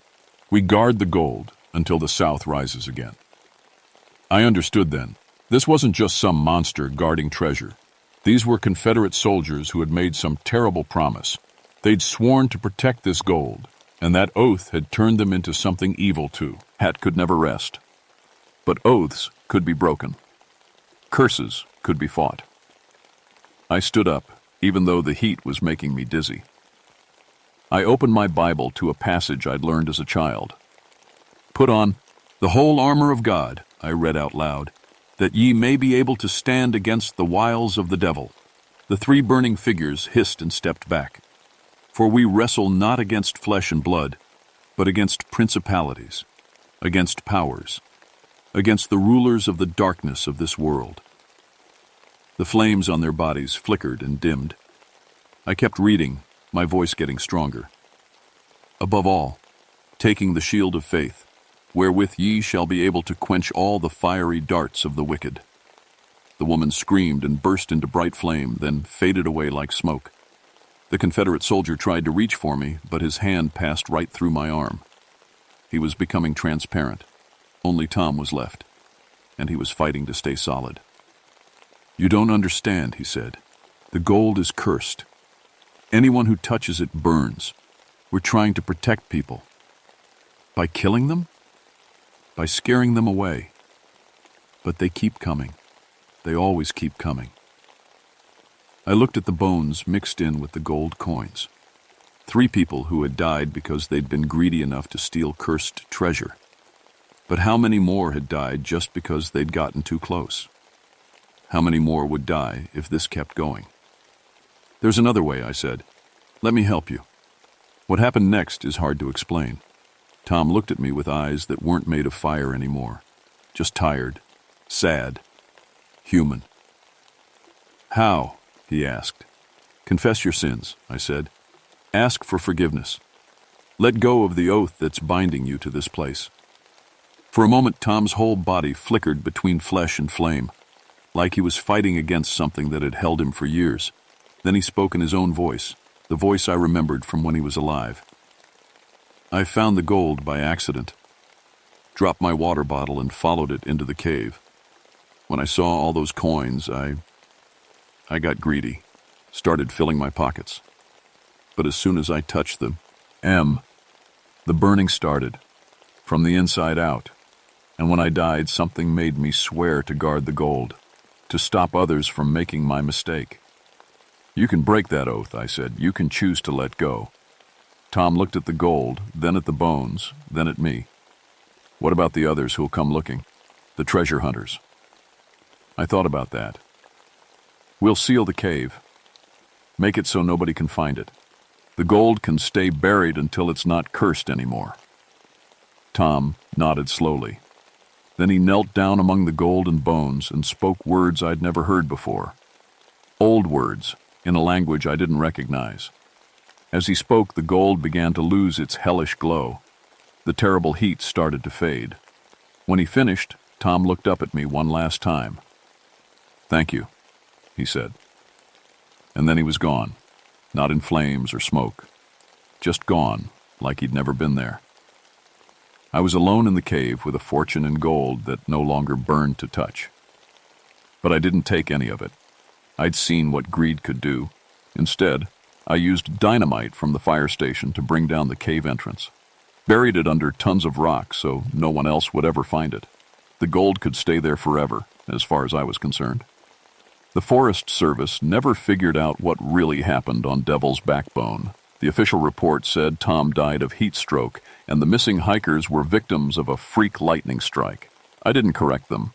Who would believe the truth? But I was changed by what happened up there. I kept working as a ranger for 3 more years until my retirement in 1962. But the job was different after that. I found myself paying more attention to the old stories the mountain people told. Some of them were true. Some of them were warnings about things that should stay buried. After I retired, I became a preacher in a small church near the base of Devil's Backbone.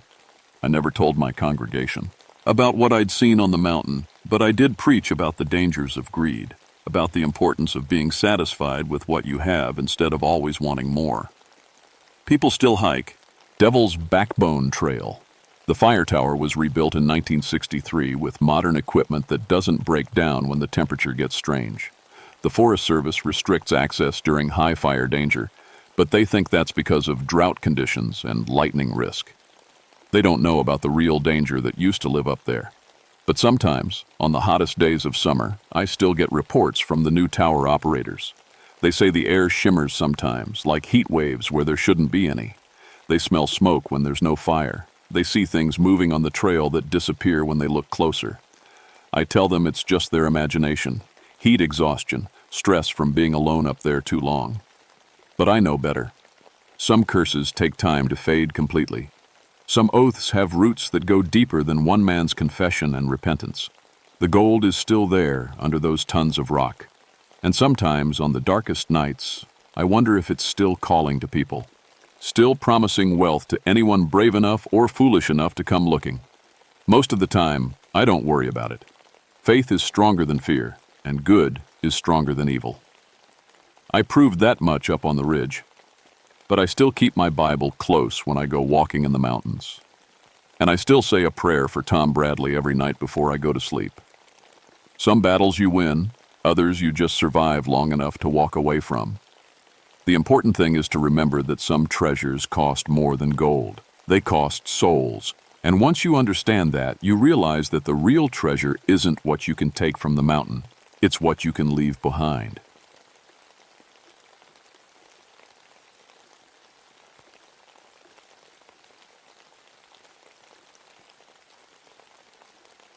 My name is Robert Hayes, but everyone calls me Bobby. I've been a park ranger on the Blue Ridge Parkway for 9 years now, and I thought I'd seen everything these mountains could throw at me. I was wrong. It was August 1976, the middle of the worst heat wave North Carolina had seen in decades. The drought had turned the usually green mountains brown and brittle.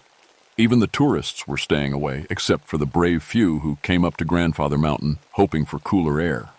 They usually found disappointment instead. I was stationed at mile 305, right where the main parkway meets the road up to Grandfather Mountain. It's beautiful country. Rocky peaks that jut up like broken teeth, deep gorges carved by water that dried up months ago, and that famous swinging bridge that brings in the tourists. During the day, anyway. At night, it's just me and whatever lives in these ancient hills. People don't realize how old these mountains are. The Cherokee hunted here for thousands of years before white settlers showed up. In 1771, a whole family of pioneers got massacred somewhere near the swinging bridge. Nobody ever found out what killed them. The Cherokee wouldn't talk about it, just said the mountains were angry. I never paid much attention to those old stories. I'm a practical man.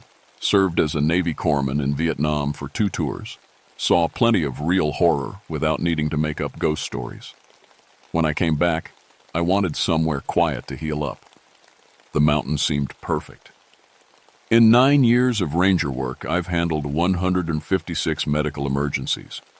Everything from heart attacks on the hiking trails to kids falling off the rocks. I know every first aid technique in the book, can stabilize a trauma victim until the helicopter arrives, and I've never lost anyone I could save. The mountains taught me respect, but not fear. Most of the weird calls we get have simple explanations. Hikers hearing strange howls in the night? That's just bobcats looking for mates. Mysterious lights in the forest. Poachers with flashlights. Ghostly screaming that echoes through the gorges.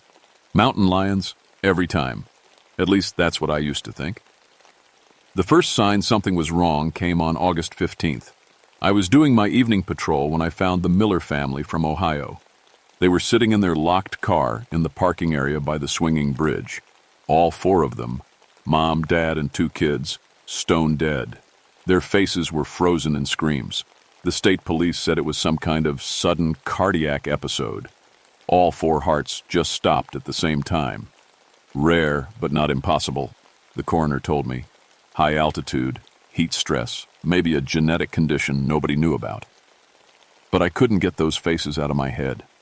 I've seen people die. In Vietnam, I watched good men take their last breath. But I'd never seen terror like that frozen on human faces. Whatever they saw or heard in their final moments, it wasn't a heart attack. I started paying more attention to the sounds at night. The mountains had been too quiet since the drought started. No insects, hardly any birds. Even the wind seemed afraid to blow through the trees. The silence pressed down like a heavy blanket, and sometimes I caught myself holding my breath, listening for something I couldn't name. 3 days after the Miller family died, I was checking the trail conditions near the swinging bridge when I heard it for the first time. A sound that started low in my chest, below the range of normal hearing, then built into something that made my teeth ache. It lasted maybe 5 seconds. When it stopped, 3 dead birds fell out of the trees around me. I radioed headquarters, but static filled the channel. My equipment was working fine an hour earlier. I tried again, and this time, I heard something that made my blood freeze. A whisper of that same sound, just at the edge of the radio frequency. like an echo that shouldn't exist. That night, I couldn't sleep. Every time I closed my eyes, I saw the Miller family's faces. And somewhere in the back of my mind, a voice that sounded like my old sergeant from Vietnam kept saying the same thing over and over. Hayes, you better figure this out fast, because whatever killed them is still out there, and it's getting hungry. The second incident happened 4 days later. 2 hikers from Tennessee, experienced climbers who knew what they were doing. I found them at the bottom of Eagle's Nest Gorge with their ropes cut clean through. Not frayed from a fall, cut, like someone took a razor to them while they were rappelling down. But that wasn't the worst part. The worst part was their ears. Both men had burst eardrums, and the coroner found brain hemorrhaging consistent with exposure to extreme sound pressure.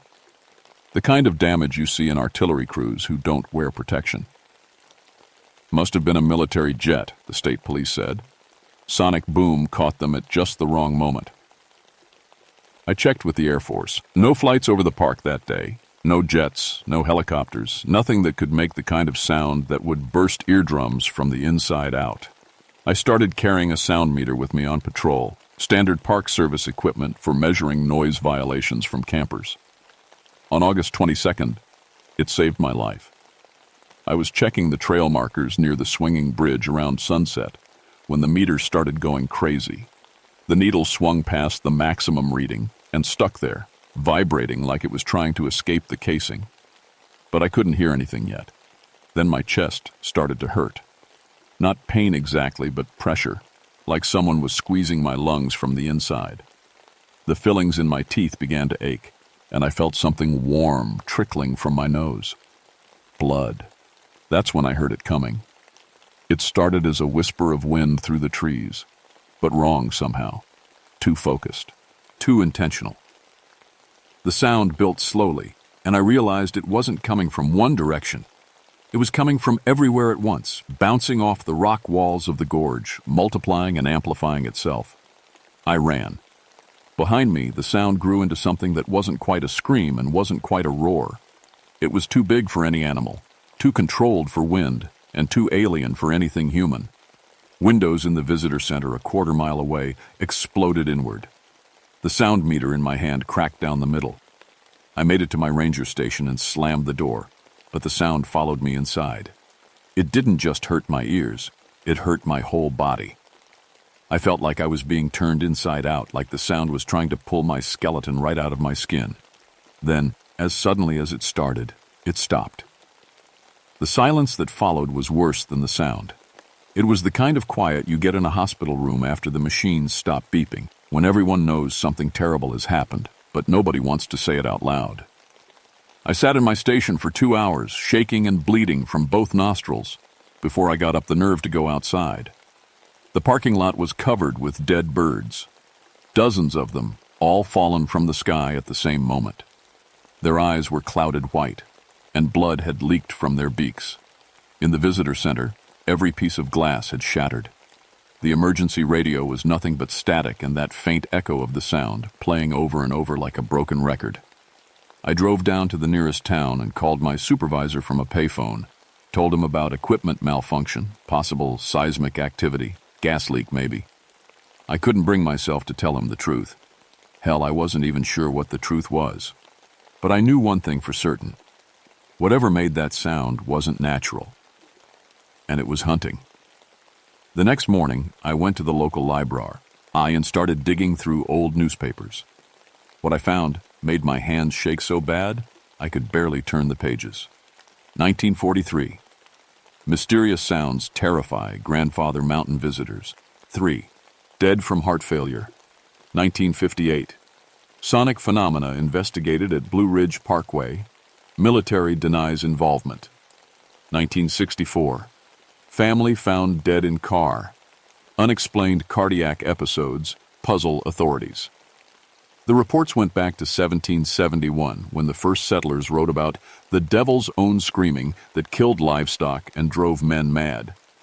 The Cherokee had a name for it, but the translation didn't make sense. The sound that eats fear. I was starting to understand what that meant. That night I made a decision that probably saved my life. Instead of staying in my station, I drove to the other end of the park and slept in my truck with the radio on full volume. Not because I thought the radio would protect me, but because I had a theory I needed to test. At 3:17 a.m., I woke up to static on the radio. But this time, I was ready for it. I turned the volume all the way up and waited. The sound came again, building from that subsonic pressure in my chest to the full alien scream. But with the radio blasting static at maximum volume, something different happened. The sound seemed confused, unfocused. It lasted only half as long, and when it stopped, I was still alive. I had found its weakness. Sound fought sound. Noise could disrupt its attack. But I also realized something that made my blood turn cold. The thing making this sound was getting stronger. Each attack was more powerful than the last, and it was learning. Soon, my little radio trick wouldn't be enough. I needed to find out what this thing was and how to stop it before it killed again. Because next time, it might not be strangers from out of state. Next time, it might be me. The attacks started coming more frequently after that. Every few days, I'd find the aftermath. Dead animals in perfect circles, windows shattered for miles around, and always that same aftermath of silence that felt like the whole mountain was holding. Geo its breath. I started keeping a journal, documenting everything I could. Times, locations, weather conditions, anything that might give me a clue about what I was dealing with. The pattern that emerged made my stomach turn. The thing was following the tourist routes. It hit the swinging bridge overlook most often, but also the nature trails and camping areas, places where people came to enjoy the mountains, never expecting to become prey. On August 28th, it got bold. I was patrolling the trail system around noon. Broad daylight, clear skies, nothing that should have worried me. That's when I saw the Hendricks family from Virginia setting up a picnic near one of the scenic overlooks. Husband, wife, elderly grandmother, and a little girl, maybe 8 years old. I was walking over to check their camping permit when the pressure started building in my chest. My sound meter, which I now carried everywhere, began climbing toward the red zone. "Get in your car," I shouted at them. "Now, all of you!" They looked at me like I was crazy. The husband started to argue, probably thought I was having some kind of breakdown. I didn't have time to explain. The sound started building. This time, I could feel it in my bones before I heard it. Like standing too close to a train track when the locomotive comes around the bend, except the train was made of pure noise and it was heading straight for us. I tackled the little girl and threw her toward their car, screaming at the family to run. The grandmother was too slow. The sound hit her first. She dropped like someone had cut her strings, just collapsed, her face locked in that same expression of terror I'd seen on the Miller family. Heart attack, instant and total. The sound kept building. The husband made it to the car but couldn't get the door open. His hands were shaking too bad from the sonic pressure. The wife was trying to help. Her daughter. But the kid was screaming and covering her ears, blood starting to leak between her fingers. I did the only thing I could think of. I pulled out my emergency whistle the kind rangers used to signal for help and blew it as hard as I could. The shrill blast cut through the building sound like a knife, and for just a moment the attack faltered. "Drive!" I screamed at the husband. "Drive now!" He got the car started and floored it down the mountain road, tires squealing on the curves. I kept blowing that whistle, fighting the sound that was trying to tear my throat apart from the inside. But the thing I was fighting wasn't giving up. The sound shifted, became more focused, more angry. It was learning to work around my disruption, like a predator adapting to new prey behavior. That's when I saw it. At first I thought it was a tree, just a tall, thin shadow at the edge of the forest, maybe 30 yards away. But trees don't move the way this thing moved, flowing from trunk to trunk like smoke, getting closer with each shift. When it stepped into the clearing, I understood why people died of fear. It was almost human, but stretched wrong, like someone had taken a person and pulled them through a funhouse mirror. 7 feet tall and skinny as a fence post with arms that hung down to its knees. But it was the throat that made me want to run screaming into the woods. The thing's neck was swollen to twice the size of its head, with bulging sacs on either side that pulsed like a frog's vocal pouch. When it opened its mouth, I could see straight down its throat, and the throat went deeper than should have been possible, like looking into a well that had no bottom. It tilted its head at me, curious, and made a sound like a question.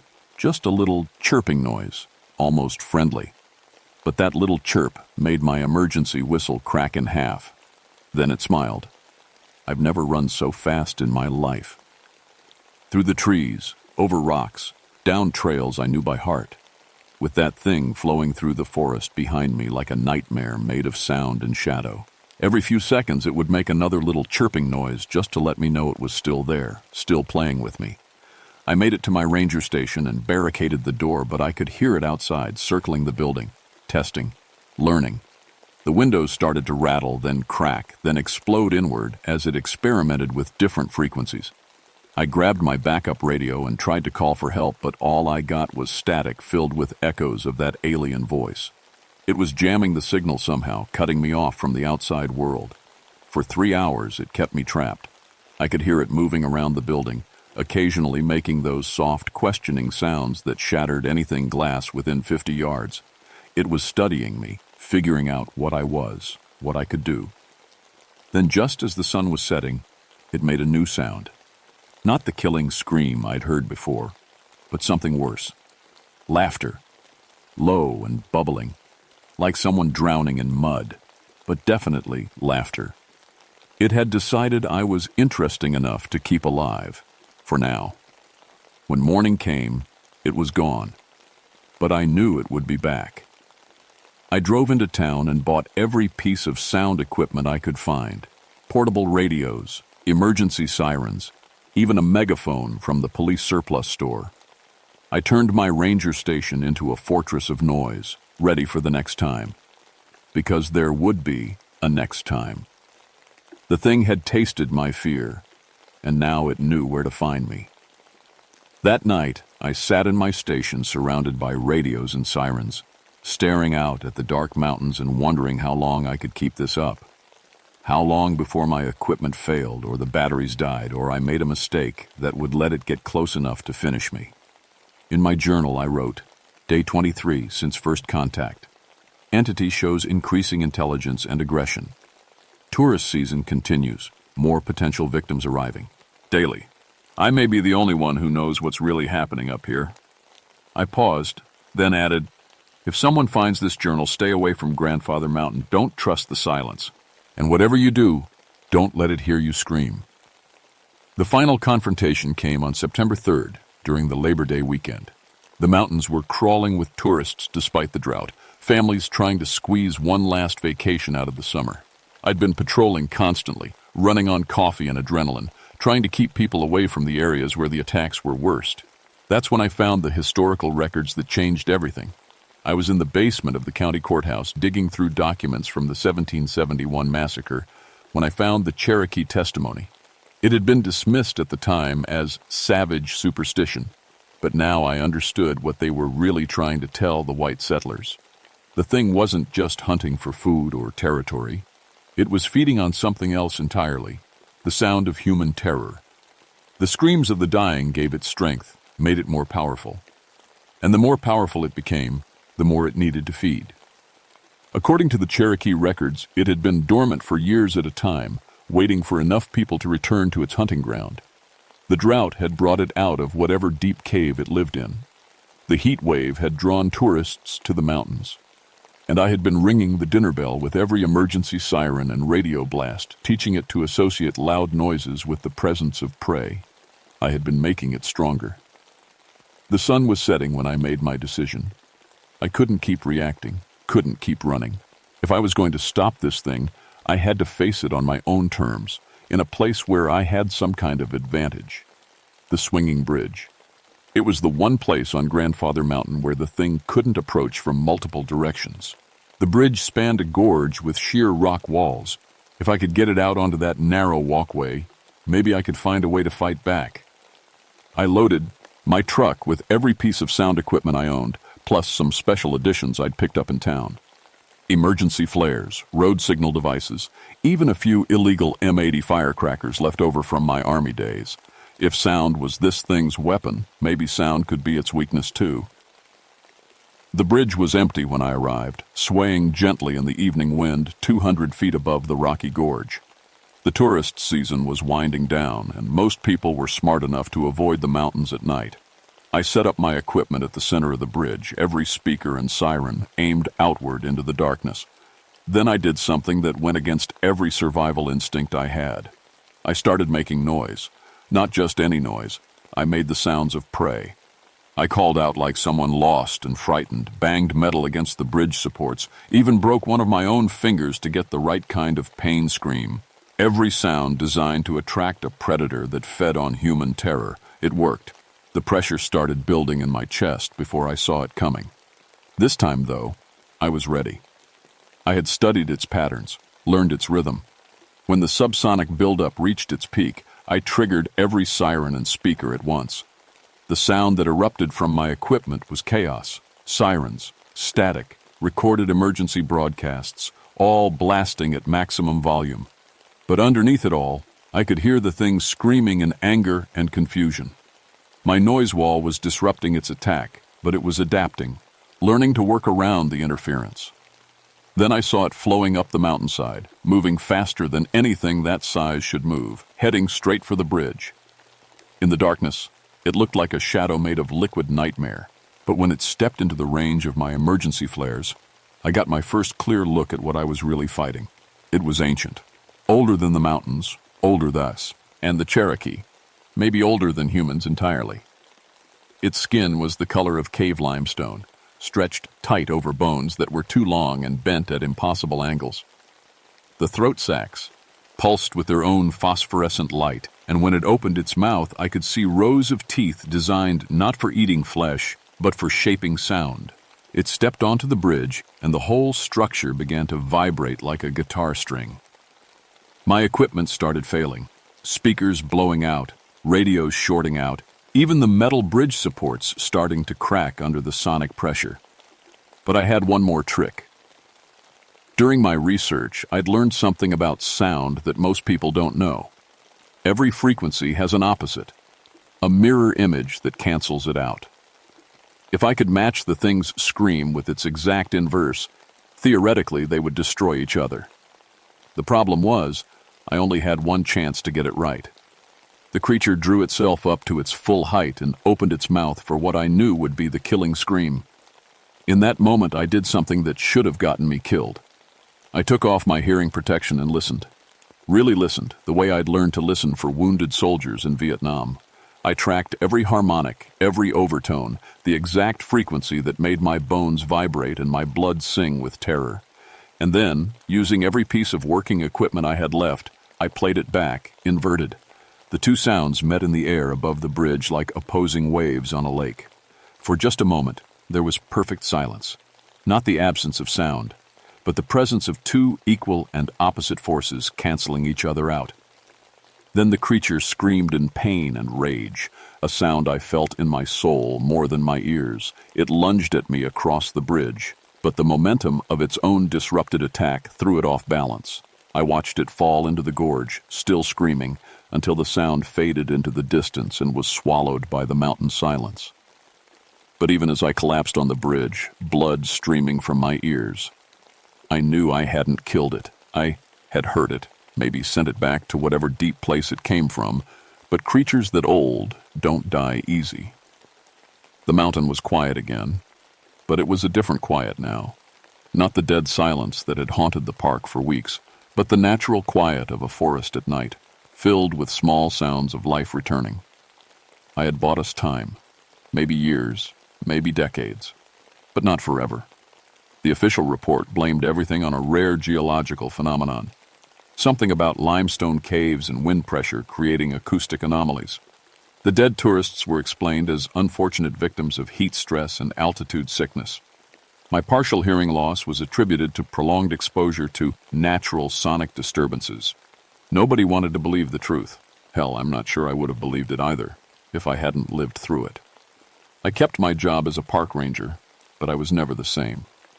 The damage to my hearing was permanent.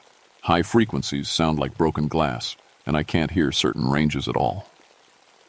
But I gained something too.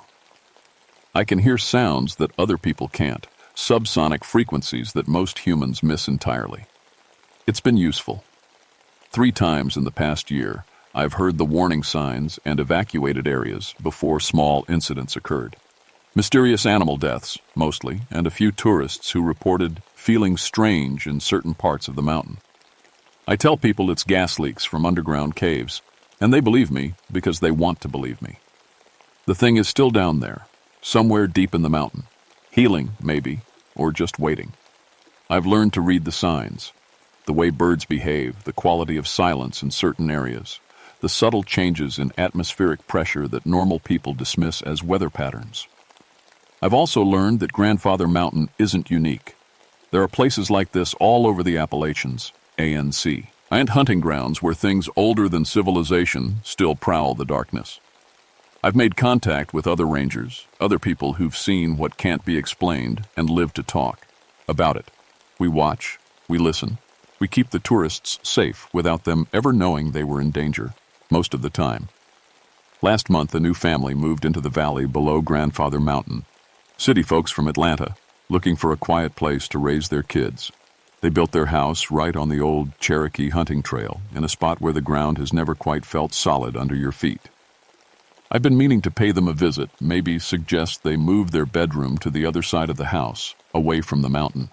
Tell them about the local wildlife, how sound carries strangely in these hills, how important it is to keep their voices down after dark.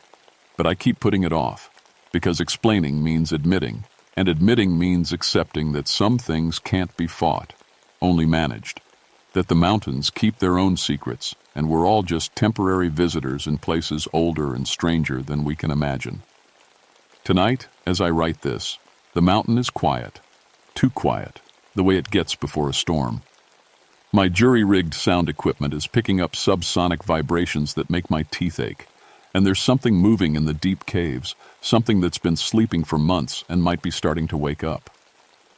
I should probably drive down to Atlanta this weekend.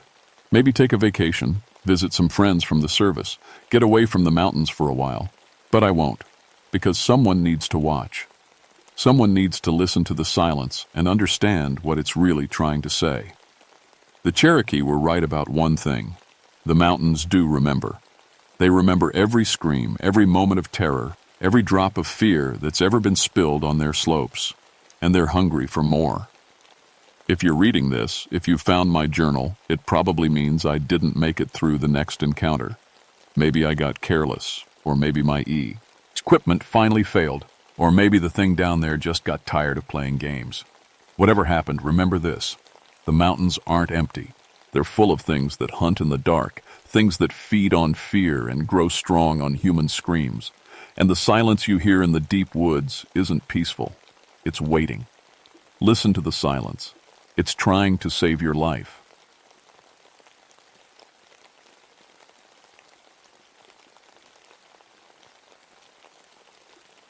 My name is Michael O'Brien, but everyone calls me Mick. I've been a park ranger for 16 years now, and before that, I spent 8 years digging coal out of these Kentucky mountains. People think I switched jobs because mining was too dangerous, but that's not the whole truth.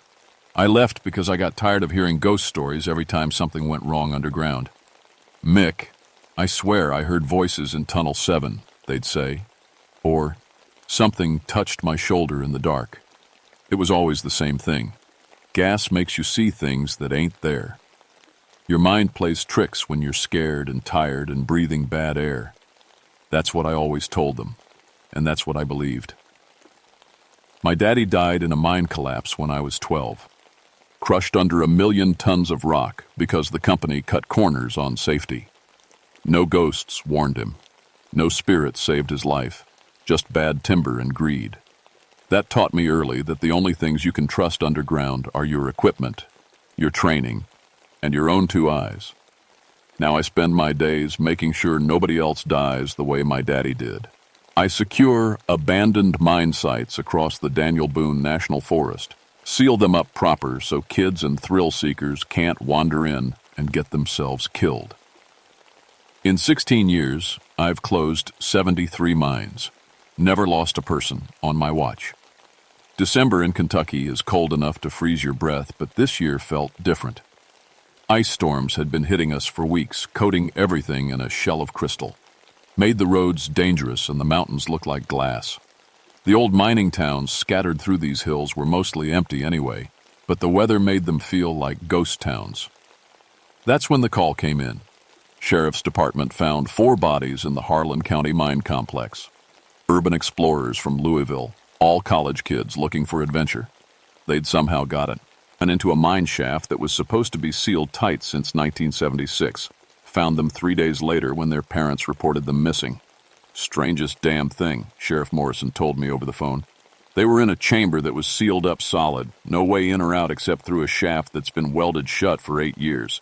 Looks like they just ran out of air. I knew the mine he was talking about. Black Mountain Coal Company closed after an explosion killed 47 men.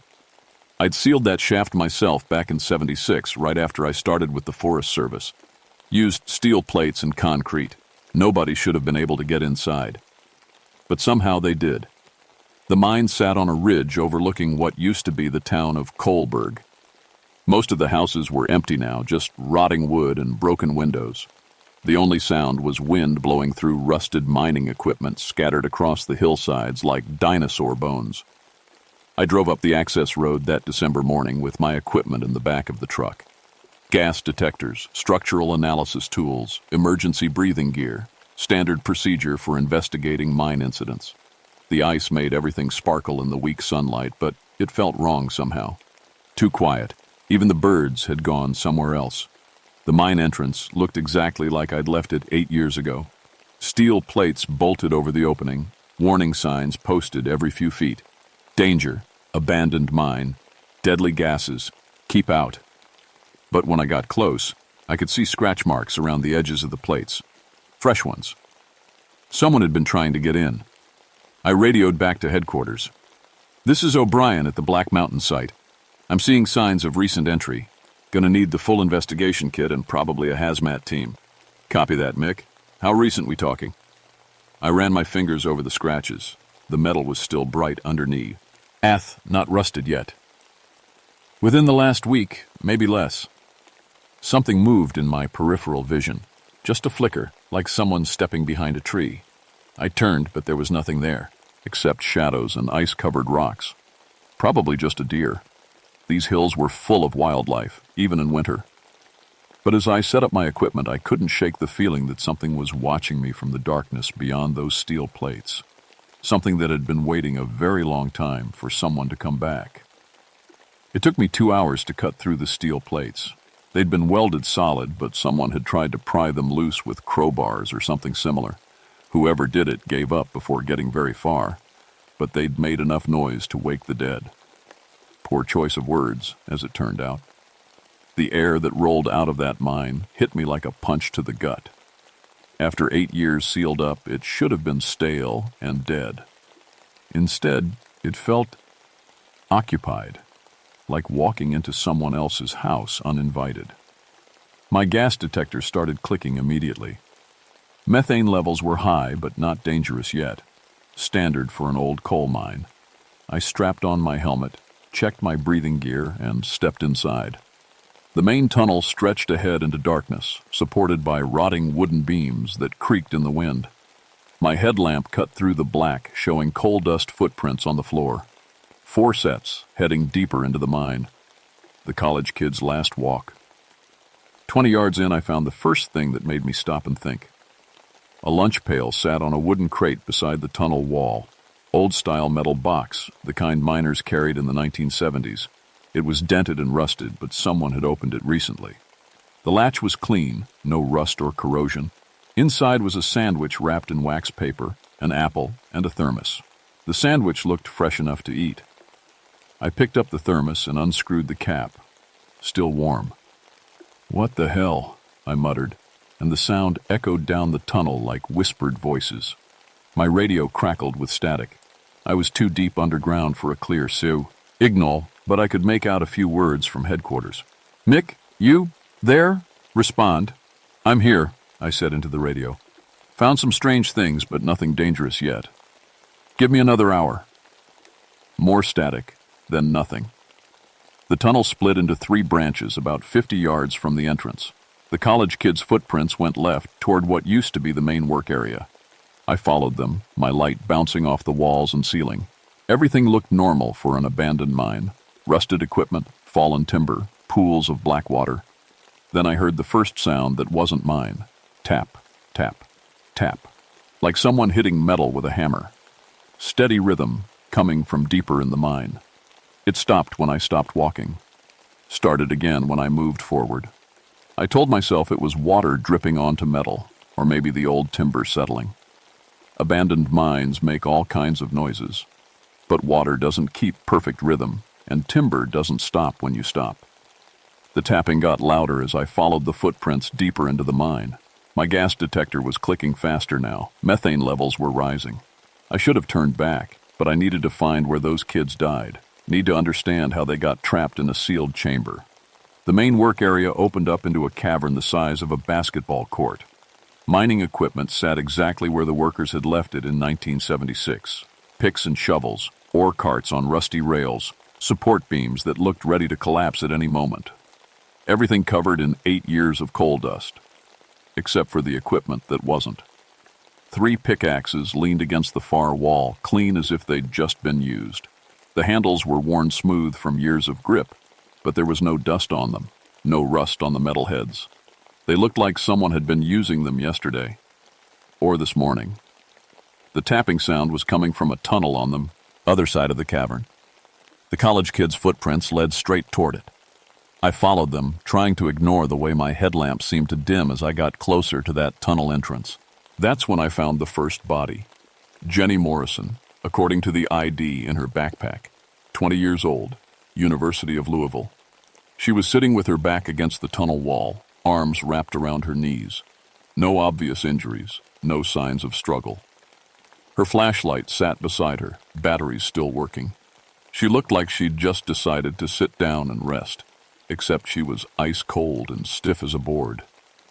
My radio crackled again. This time I could make out full sentences. Mick, we're getting some weird readings from your gas detector. Methane levels are spiking. You need to get out of there. I looked at my detector. The needle was in the red zone and climbing. Dangerous levels. But I felt fine. No dizziness, no trouble breathing. Either the detector was broken or something else was releasing gas into the mine. The tapping stopped. In the sudden silence, I heard something that made my blood freeze in my veins. Michael Patrick O'Brien. My full name, spoken in a voice I'd recognize anywhere. The voice that used to wake me up for school, that taught me to tie my shoes, that told me stories about the old country. My daddy's voice. Dad? The word came out as a whisper. You shouldn't be here, boy. It's not safe. I spun around, headlamp sweeping across the tunnel walls. Nothing. Just coal dust and shadows and the echo of my own breathing. Dad, is that you? Get out, Michael, before they find you. Before who finds me? The tapping started again. But now it wasn't coming from one direction. It was coming from everywhere. From the walls, from the ceiling, from deep in the earth itself. Like a dozen men with hammers, all keeping the same steady rhythm. My detector was screaming now. Methane levels were off the charts. I should have run right then. Should have grabbed Jenny's body and gotten the hell out of there. Instead, I followed the sound deeper into 2. He mine. The tunnel sloped downward, taking me deeper into the mountain. The college kids' footprints were joined by other prints now. Older ones. Boot prints with the deep treads that miners wore in the 1970s. They shouldn't exist. Nobody had been in this mine since the explosion. But there they were, pressed into coal dust like they'd been made yesterday. The tapping grew louder with each step. My gas detector had given up screaming and started making a steady wail that hurt my ears. The methane levels were high enough to kill me if I struck a spark, but somehow I was still breathing fine. 20 yards down the slope, I found the second body. Mark Chen, age 22. He was face down in a pool of black water, but the water wasn't deep enough to drown in. Maybe 3 inches. His hands were clawed like he'd been trying to dig through solid rock. His fingernails were torn and bloody. Jesus, Mark, I whispered. What were you trying to get to? That's when I noticed the wall behind him. Someone had been digging there, all right. Fresh scratches in the coal seam, like fingernails had scraped away chunks of rock. But the scratches were too deep and too regular to be made by human hands. Unless the humans had been dead for 8 years and didn't feel pain anymore. My radio crackled with panicked voices. "Mick, your location beacon just went dead. We're losing your signal." "I can hear you fine," I said into the radio. "I'm following the tunnel system. Found 2 bodies so far." Static answered me, then a voice I almost recognized. "Don't trust the radio, boy. They can't help you down here." I looked around the tunnel. Nobody there but me and Mark's body. "Who said that?" "You know who." And I did. It was my daddy's voice again, but different now. Older, tired. Like he'd been working a 16-hour shift underground and needed to rest. "Dad, how are you here? You died 28 years ago." "Dying ain't the same as leaving, Michael. Not when there's work left to do." A light flickered in the darkness ahead of me. Not electric light. The warm yellow glow of a carbide lamp, the kind miners used before they had electric helmets. It bobbed and swayed like someone walking. I followed it. The tunnel opened into another cavern, smaller than the first one. This had been a working area too, but it felt different. Dangerous. The ceiling was cracked and sagging, held up by timber that looked ready to collapse. Black water dripped steadily from somewhere above. The third body was in the center of the cavern. Lisa Park, 21 years old. She was standing upright, arms at her sides, staring at the far wall. Her eyes were open but didn't track my movement when I walked around her. She was breathing. "Lisa, can you hear me?" She didn't answer, didn't even blink. Just kept staring at that wall like she was watching a movie only she could see. I followed her gaze and saw what had captured her attention. Words scratched into the coal. Fresh scratches, made with something sharp. But the words were in my daddy's handwriting. I'd recognize it anywhere from the letters he used to leave me before his shift. "They're coming back. Tell them about the methane. Tell them about the bad timber. Don't let it happen again."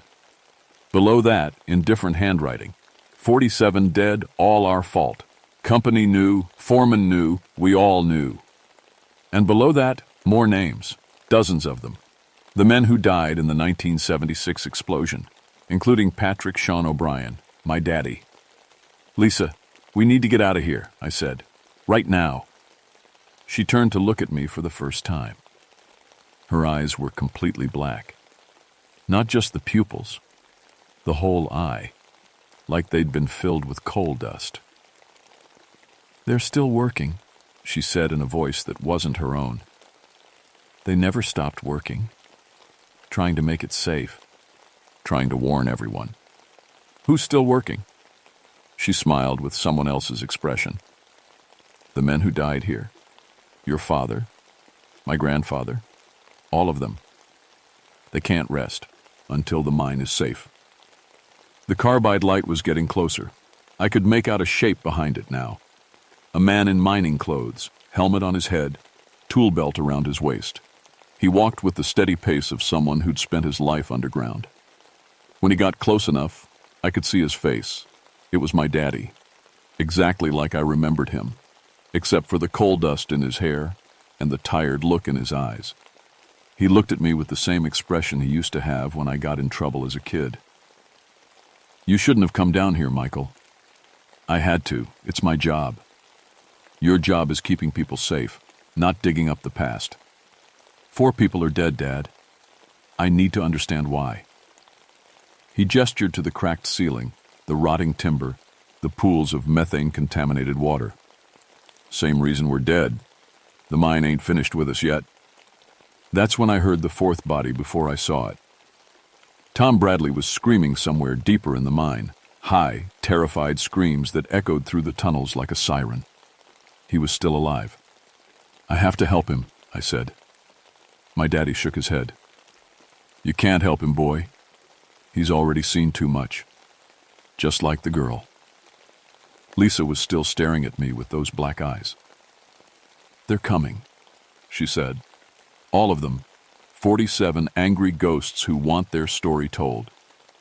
The tapping sound was coming from every direction now. Not one hammer, but dozens, getting closer and faster, like they were trying to dig their way out of the rock itself. And Tom Bradley was still screaming in the darkness ahead. I left Lisa standing in the cavern and followed Tom's screams deeper into the mine. My daddy's ghost walked beside me, his carbide lamp throwing dancing shadows on the tunnel walls. "You always were stubborn," he said, "just like your mother."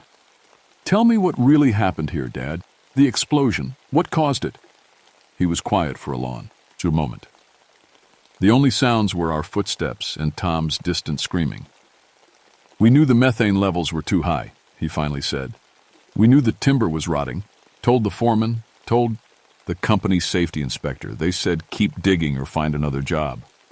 So you kept digging. We had families to feed, bills to pay. You don't understand what it's like to choose between safety and survival."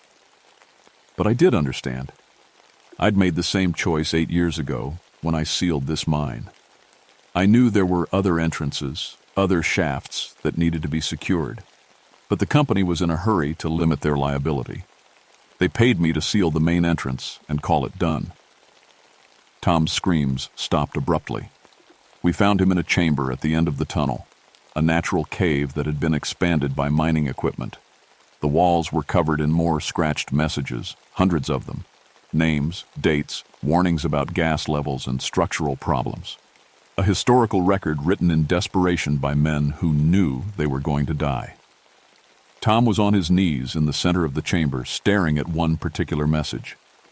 His mouth was open in a silent scream. His eyes had gone completely white. The message said, "Methane buildup in Chamber 7. Ceiling supports failing. Evacuate immediately. P. O'Brien, Safety Foreman." "That's the warning I tried to give," my daddy said quietly. 5 minutes before the explosion, nobody listened. Around us, the shadows began to move. They came out of the walls like smoke, then solidified into human shapes. Miners in work clothes, carrying the tools they'd died with. Their faces were blackened with coal dust, their eyes reflecting light like animals in the dark. 47 men who had been trapped underground for 8 years, unable to rest. "We tried to warn everyone," one of them said. "Tried to make them understand." "The company covered it up," said another. "Blamed it on equipment failure. Said we were careless." "But we weren't careless," my daddy said.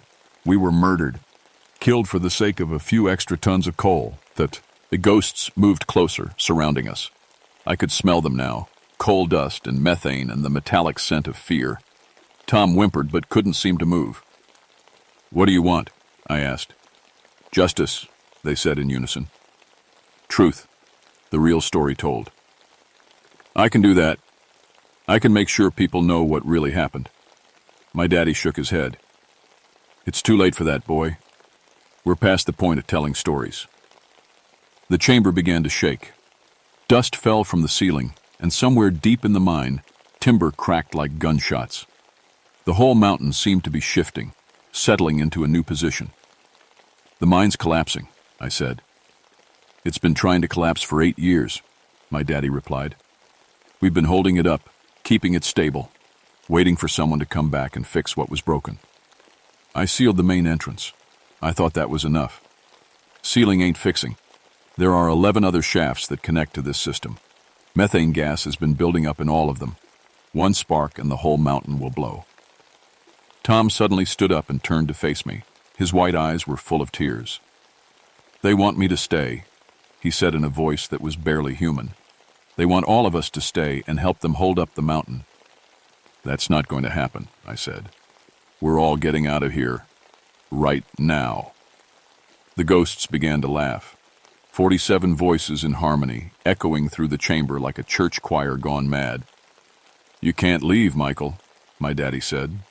"You're the safety inspector. It's your job to make sure the mine is secure before anyone else enters. The mine is closed, sealed, but not safe. Never safe. And more people will come. More urban explorers, more thrill seekers. They'll find ways in, just like these kids did. And they'll die, just like we did." The shaking got worse. Rocks fell from the ceiling, splashing into the black water at our foot. Out in the distance, I could hear the sound of metal groaning under enormous pressure. "What do you want me to do?" My daddy smiled for the first time since I'd seen him. "What you should have done 8 years ago. Make it right." He handed me something. A stick of dynamite, old but still stable. The kind miners used to use for controlled explosions. "Bring down the main support beams. Collapse the whole system properly. Bury us deep enough that we can finally rest." "That'll kill me too." "Maybe. Maybe not. But it's the only way to make sure nobody else dies." Tom grabbed my arm with fingers that felt like ice. "Please," he said. "I don't want to be trapped here forever." The chamber shook again, harder this time. Water began pouring through cracks in the ceiling. We had maybe 5 minutes before the whole place came down on its own. And when that happened, the explosion would level half the mountain. I took the dynamite from my daddy's ghost. "I'll need time to get out." "You'll have enough time if you're fast and lucky."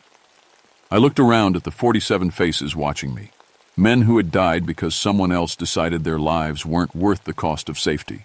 Men who had spent 8 years holding up a mountain, waiting for someone to finish their work. "Tell people what really happened here," my daddy said. "Tell them we weren't careless. Tell them we tried to do the right thing." I lit the fuse and ran like hell.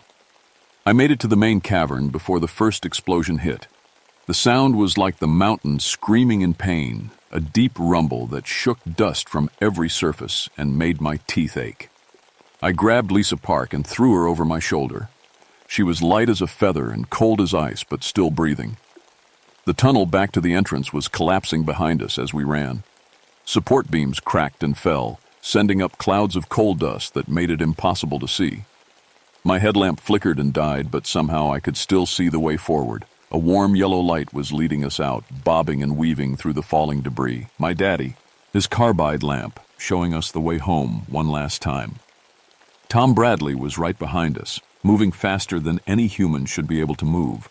His white eyes glowed in the darkness, and when he spoke, his voice echoed like he was talking from the bottom of a well.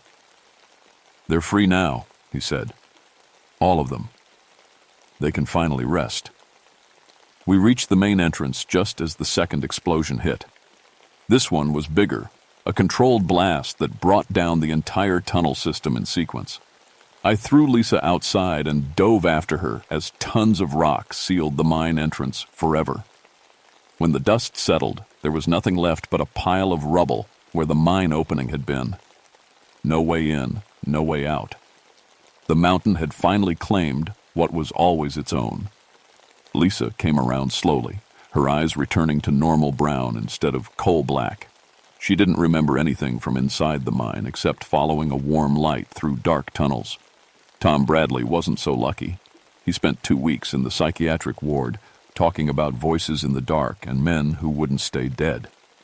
The official report blamed the deaths on methane poisoning and structural collapse. Tragic accident, the newspaper said. Thrill seekers ignore safety warnings. Same story they told in 1976, but I knew the truth, and I made sure other people knew it too. I spent the next 6 months researching the 1976 explosion, dug through company records, safety reports, and testimony from the few survivors.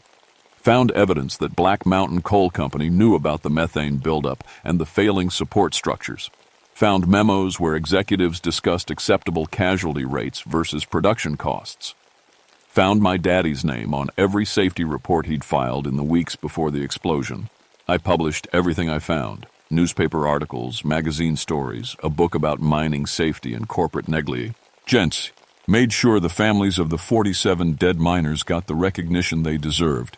Made sure my daddy's name was on a memorial plaque instead of buried in a company file. The mountain stayed quiet after that. No more strange sounds, no more impossible voices in the dark, no more urban explorers found dead in sealed chambers. The 11 other mine shafts that connected to the Black Mountain system were properly sealed and monitored. The whole area was designated as a memorial site. But sometimes on cold December nights when the ice storms hit these Kentucky hills, I'd drive up to where the mine entrance used to be. I park my truck and listen to the wind howling through the trees. And sometimes, if I listen real close, I can hear the sound of men working deep underground. The steady rhythm of pickaxes hitting coal, the creak of ore carts on rusty rails, the voices of miners calling warnings to each other about gas levels and bad timber. The sound of men who never really left their job, even after death. Men who spent 8 years holding up a mountain to keep other people safe. Men who finally got to rest when their work was finished. My daddy among them. I never saw him again after that night in the mine, but I know he's at peace now. The job is done. The mine is safe. The story is told. And on those cold December nights when I listen to the wind, I swear I can hear him whisper the words he used to say when I was scared of the dark. "It's all right, boy. You did good. You did the right thing." The dead don't rest when their work isn't finished. But when it is, they rest easy. And so do the living.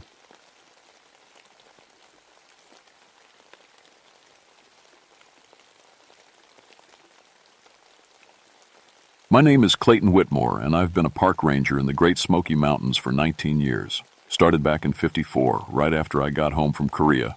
Some folks might say I'm getting too old for this job at 41, but these mountains are in my blood. My daddy walked these trails, and his daddy before him. My Cherokee grandmother used to tell me stories about these hills that would make your hair stand up. But I never paid them much mind. Just old mountain tales, I figured.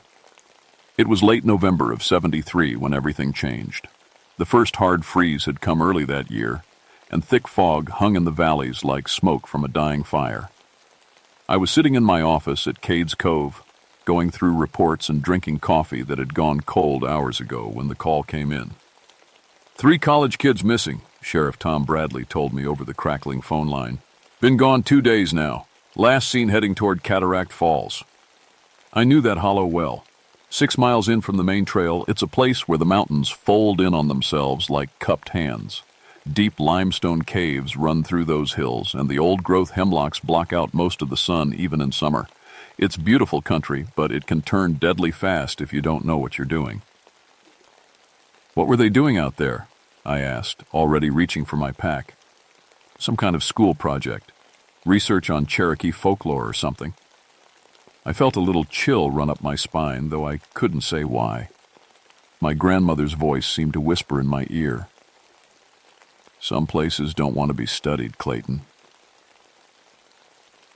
But I pushed that thought away. I had 47 successful rescues under my belt. These mountains might be tricky, but they weren't supernatural. The drive out to the trailhead took an hour on winding dirt roads. My truck's headlights cut through the fog, showing me trees that looked like ghostly fingers reaching down from the sky. I parked where the road ended and shouldered my pack. My radio, a bulky Motorola HT220, was already crackling with static. The fog always made reception spotty. I started up the trail with my Coleman lantern throwing a circle of yellow light ahead of me. The usual sounds of the forest were muted by the thick air. No owl calls, no rustling in the brush. Even my boots on the frozen ground seemed too loud. It took me 3 hours to reach the area where the students had planned to camp. I found their site easily enough, a small clearing beside the creek that feeds Cataract Falls. But what I saw there made me stop cold. Their tent was still standing, but the camp looked wrong. Not destroyed, exactly. More like someone had carefully arranged everything just so. 3 sleeping bags were laid out in a perfect triangle. The remains of their fire formed a neat circle of stones.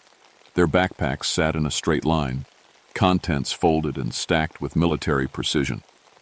But there were no signs of the students themselves. I called out their names, Sarah Chen, Mark Rodriguez, Jennifer Hayes, but got no answer except the echo of my own voice bouncing off the hollow walls. I walked around the camp with my lantern, looking for tracks, for any sign of where they'd gone. That's when I noticed something that made my blood run cold. The arrangement of their belongings wasn't random. I'd seen this pattern before in old photographs my grandmother had shown me. It was how the Cherokee used to prepare a site for the dead. I radioed back to headquarters, my hands shaking a little as I worked the controls. The static was worse now, filled with strange sounds that might have been interference but sounded almost like chanting. "This is Whitmore at Cataract Falls," I said into the handset. Found the students' camp. No sign of them, but something's not right here. The response was garbled, but I thought I heard Tom Bradley's voice asking for details. I described what I'd found, but when I mentioned the way things were arranged, the radio went completely dead. I spent the rest of that night searching the immediate area. My flashlight beam swept across the dark trees, looking for any trace of the missing students. The fog was getting thicker, and the temperature was dropping fast. If they were out there somewhere hurt, they wouldn't last long in this weather. As dawn broke gray and cold, I heard the search dogs coming up the trail. 3 volunteers from the local rescue squad brought their best tracking dogs, 2 German shepherds and a bloodhound that could follow a scent through anything. But when those dogs reached the camp, they did something I'd never seen before in all my years of search and rescue. They stopped dead about 50 yards out and wouldn't come any closer. The bloodhound started whimpering and backing away, his tail tucked between his legs.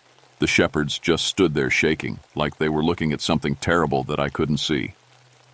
"What's wrong with them?" asked Jim Parker, one of the volunteers. "Don't know," I said. But that cold feeling in my gut was getting stronger. Dogs can sense things we can't sometimes.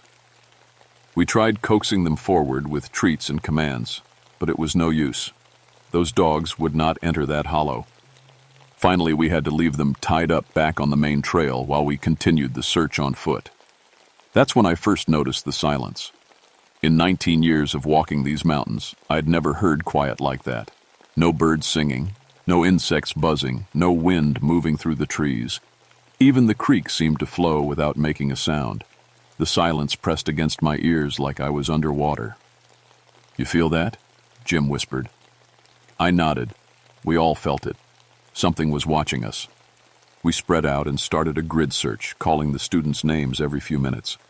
My compass, a reliable Silva model I'd carried since Korea, started acting. G up.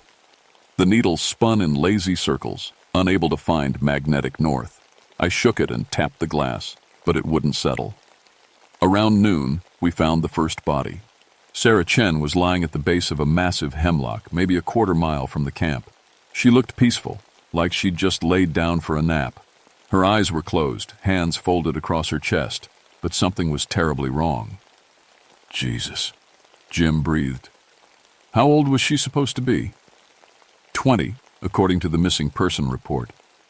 But the woman lying in front of us looked 60 at least. Her black hair was streaked with white. Her smooth college girl skin was lined and weathered. When I knelt down to check for a pulse, her hand felt like old leather. "That's not possible," said Pete Morrison, another volunteer. "People don't age overnight." But they do in Cherokee stories. My grandmother had told me about the Nunahigh, the immortal spirits who guard sacred places. She said they could stretch time like taffy, make years pass in the space of a heartbeat. I was starting to think maybe those old stories weren't just tales after all. We found Mark Rodriguez an hour later, then Jennifer Hayes just before sunset. All 3 arranged the same way, peaceful, hands folded, aged decades beyond their years. No wounds, no signs of violence. They looked like they'd simply grown old and died where they lay.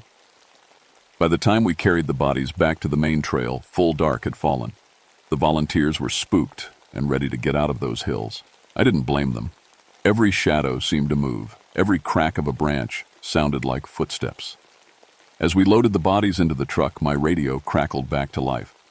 But instead of Tom Bradley's voice, I heard something else, singing, low and mournful.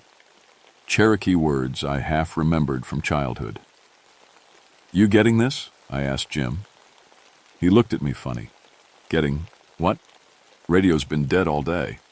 But I could hear it clear as day. A death song, my grandmother would have called it. The kind of song you sing when someone's spirit needs guiding to the other side. The official cause of death was hypothermia. That's what the county coroner wrote on his reports, and that's what made the newspapers. 3 college students got lost in the mountains, couldn't find their way out, and froze to death. It happens more often than people like to think. But I knew better, and apparently I wasn't the only one. 2 days after we brought the bodies down, another hiker went missing. then another. Both were last seen heading toward the same area near Cataract Falls. The Park Service wanted to close the trail, but the Sheriff's Department needed more evidence. So I went back. This time I went alone, carrying the same gear I'd used in Korea, a .45 pistol, extra ammunition, and enough supplies for 3 days.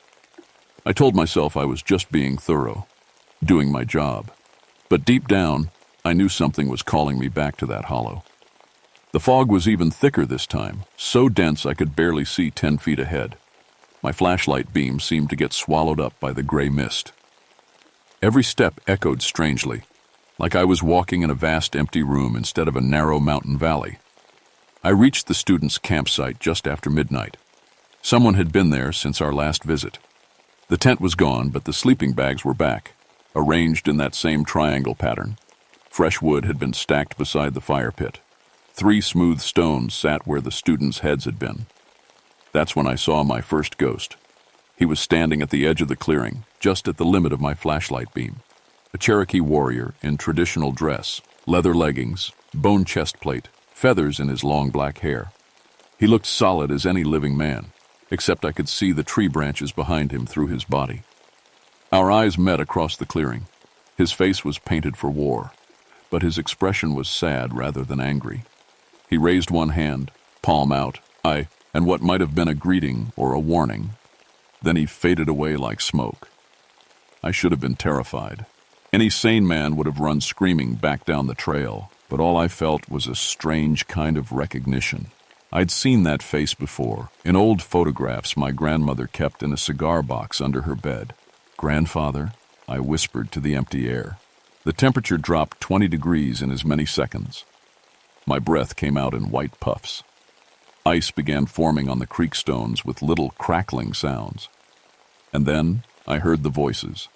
Cherokee words, dozens of them, spoken by men and women I couldn't see.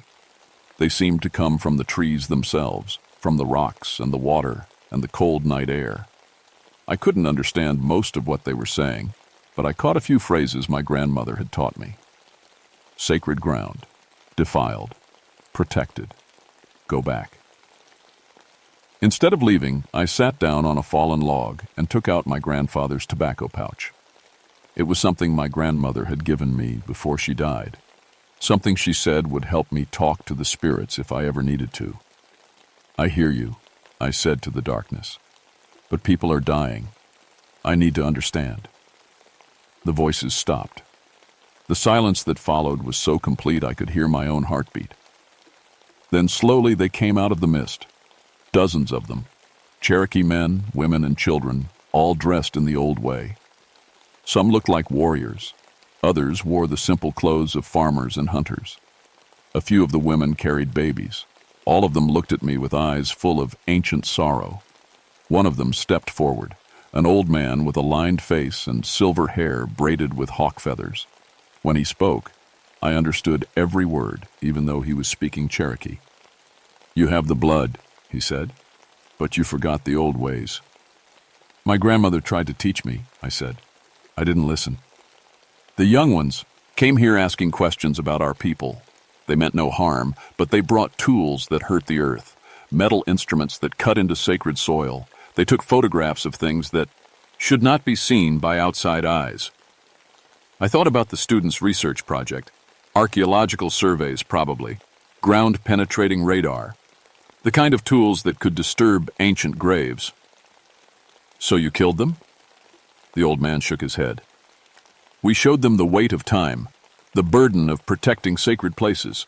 They could not carry it, so they aged and died. It was not meant as punishment, but as understanding." "And the others? The hikers who came after?" "They followed the same path, asked the same questions. The earth itself calls out when it is violated." I looked around at the gathering of spirits. Men and women who had died fighting to protect their homeland. Children who had perished on the Trail of Tears. Grandmothers who had kept the old stories alive, even as the world changed around them. "What do you want from me?" I asked. "Help us make them understand. Your people see only land to be used.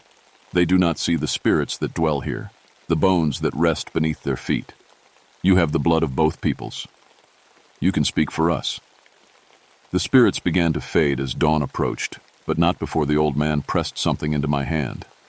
A small, carved stone, warm to the touch despite the freezing air. "This will let you see," he said, "but be warned.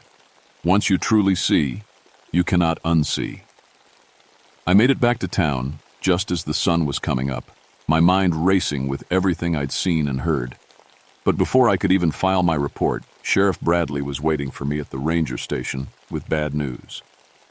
"Lost 2 more last night," he said grimly. "Father and son from Gatlinburg. They were camping near Abrams Falls, but their trail leads toward your hollow." I closed my eyes and rubbed the carved stone the spirit had given me. I could feel its warmth through my pocket, and suddenly I could see the mountains differently. Lines of power ran through the hills like veins of light. Sacred places glowed with soft radiance, and I could see the dark spots too, places where the earth had been wounded, where ancient graves had been disturbed. Cataract Falls Hollow pulsed like an infected wound. "I have to go back," I said. "Like hell you do. I'm closing that whole area, putting up roadblocks, posting signs.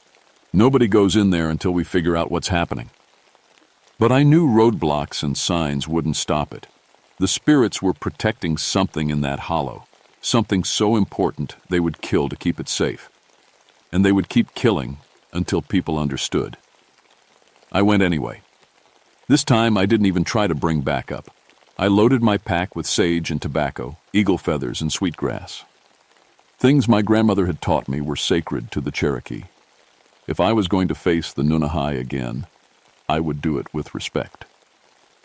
The fog was gone when I reached the hollow, replaced by crisp autumn air that carried the smell of wood smoke and dying leaves. But the silence was still there, pressing down like a weight on my shoulders. I could feel eyes watching me from every shadow. I found the 2 new bodies at the base of the falls, Robert and Jimmy Morrison, ages 43 and 16.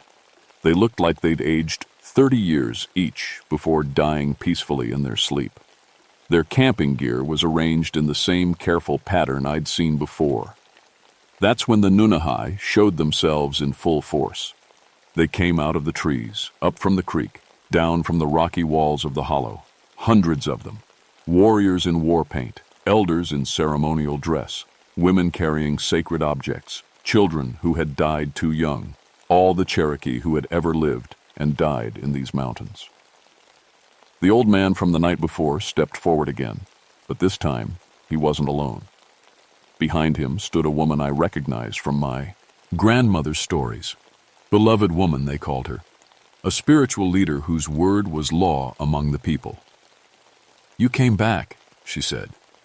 Her voice carried the weight of mountains. "I had, too. People are still dying. Because they will not listen. They see only what they want to see. They take what they want to take. They disturb what should be left in peace." She gestured toward the falls, and suddenly I could see what they were protecting.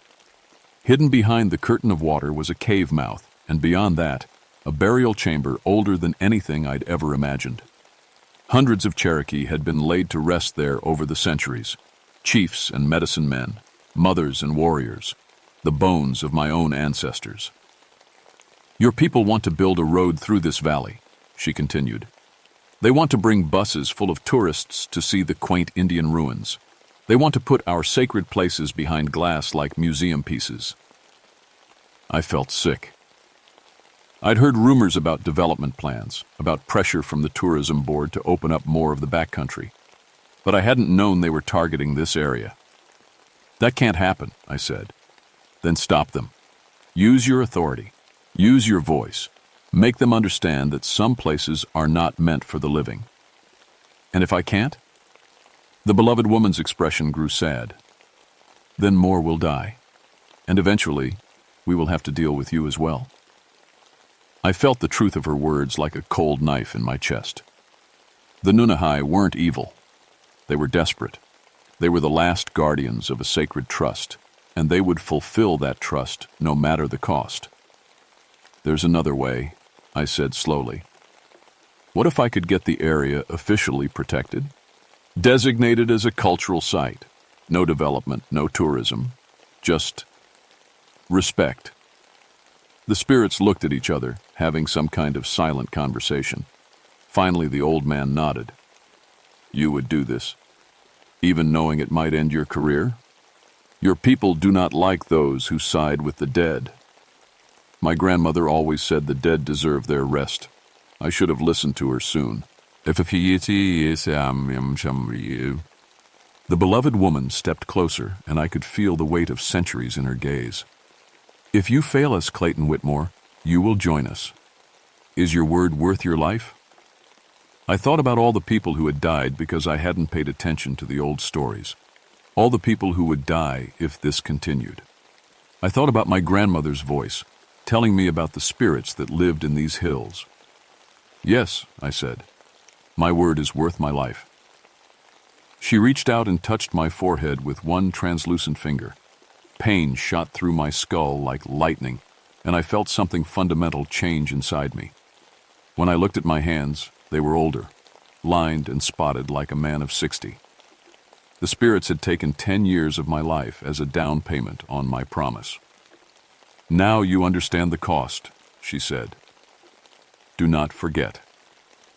It took me 6 months to make good on my promise. 6 months of paperwork and phone calls, of fighting bureaucrats and politicians who only saw dollar signs when they looked at the mountains. But I had something they didn't, the absolute certainty that failure meant death. I used every connection I had, called in every favor, and told a few carefully edited versions of the truth. I talked about the historical significance of the area, the archaeological value of undisturbed Cherokee sites. I got help from university professors and tribal elders, from historians and environmental groups. I never mentioned the Nunahigh. In the end, we succeeded. Cataract Falls Hollow was designated as a protected cultural site. No development, no tourism, just a small plaque at the trailhead explaining that this was sacred ground that should be approached with respect. The deaths stopped. I put in for a transfer after that. Couldn't stomach the thought of staying in search and rescue. Not when I knew what was really out there in the deep woods. The Park Service was as happy to move me to their cultural education program, said my knowledge of Cherokee history would be valuable. They had no idea how valuable. These days, I spend my time talking to schools, groups about the people who lived in these mountains before the park existed. I tell them the old stories, the ones my grandmother tried to teach me. I explain about sacred places and the importance of respecting the dead. Most of the kids don't really listen, but some do, and maybe that's enough. I still hike up to the hollow sometimes, usually around the anniversary of those first deaths. I bring tobacco and sage, and I sit by the falls for a while.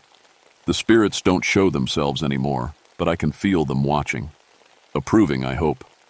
The carved stone is still warm in my pocket after all these years. It lets me see the mountain spirits when they want to be seen. Helps me understand when someone's about to make the same mistake those college students made. I've quietly steered a few researchers away from sensitive areas, suggested they focus their work somewhere else. The official reports still say those 6 people died of exposure and hypothermia. The families got their closure, the insurance companies paid out, and life moved on. That's how these things usually end, with paperwork and explanations that make sense to people who need the world to be rational. But I know the truth, and I know I'm not the only one. There are others like me scattered through the Park Service, old-timers who've learned to listen to the stories their grandparents told, rangers who know which areas to avoid during certain times of year, which trails have too many unexplained accidents. We don't talk about it much, but we keep watch, because the mountains are full of secrets, and some of those secrets have teeth. The Cherokee knew this. My grandmother knew this. And now I know it too. The hollows keep their secrets, and those secrets keep the dead at rest. As long as people remember to show proper respect, everyone can coexist peacefully. The living and the dead, the seen and the unseen. The believers and the skeptics.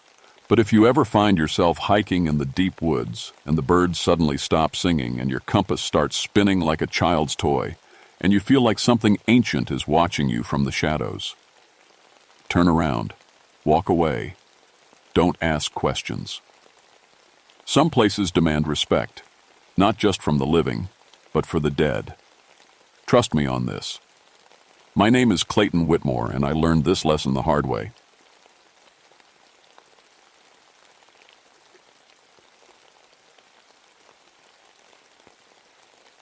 My name is Margaret Dunham, but everyone calls me Maggie. I've been a forest ranger for 13 years now, and I thought I'd seen everything these West Virginia mountains could throw at me. Bears, mountain lions, lost hikers, illegal hunters, you name it, I've handled it. I have a PhD in wildlife biology, and I know how animals think and act. That's my job. But in March of 1981, something happened on Cheat Mountain that changed everything I thought I knew about this forest. The call came in on a Tuesday morning. 5 hunters hadn't come back from their weekend trip. Their families were worried sick. The state police found their trucks parked at the old logging road, but no sign of the men. I grabbed my gear and headed up the mountain. The snow was melting fast that March, making the roads slippery and dangerous. Fog rolled through the trees like gray ghosts. This, high up, almost 5,000 feet, the weather could turn deadly in minutes. I'd been working this area for over a decade. During the Civil War, soldiers fought and died all over these ridges. Sometimes I'd find old bullets or pieces of metal while tracking animals. The locals always said the mountain was haunted, but I never put much stock in ghost stories. The hunting camp was easy to find. Their orange tents stood out against the dark trees like warning flags. But when I got closer, my stomach dropped. The camp was destroyed. Tents were shredded like paper. Coolers were smashed open, food scattered everywhere. But it was too neat, too organized. Whatever did this wasn't just angry, it was thinking. I found the first body 50 yards from camp. Tom Bradley, age 45, father of 3. I'd checked his hunting license 2 years before. Nice man, always followed the rules. Now he was torn open like a rag doll, his chest carved with deep claw marks. But here's what made no sense. He was arranged carefully, arms sparse, id wide, facing north. The other 4 were positioned in a perfect circle around a big oak tree. Each man faced outward, like they were guarding something, or like something was guarding them. I've tracked problem bears for years. I know what bear attacks look like. This wasn't a bear. The claw marks were too deep, too precise. Some were 14 feet up on the tree trunks. No bear could reach that high, not even standing on its back legs. I took pictures, made notes, called it in on my radio. The static was terrible up here, but I got through. Help would come, but it would take hours on these mountain roads. While I waited, I did what I always do. I looked for tracks. That's when things got really strange. The prints were huge, 16 inches long, much bigger than any bear I'd ever seen. But they weren't bear tracks.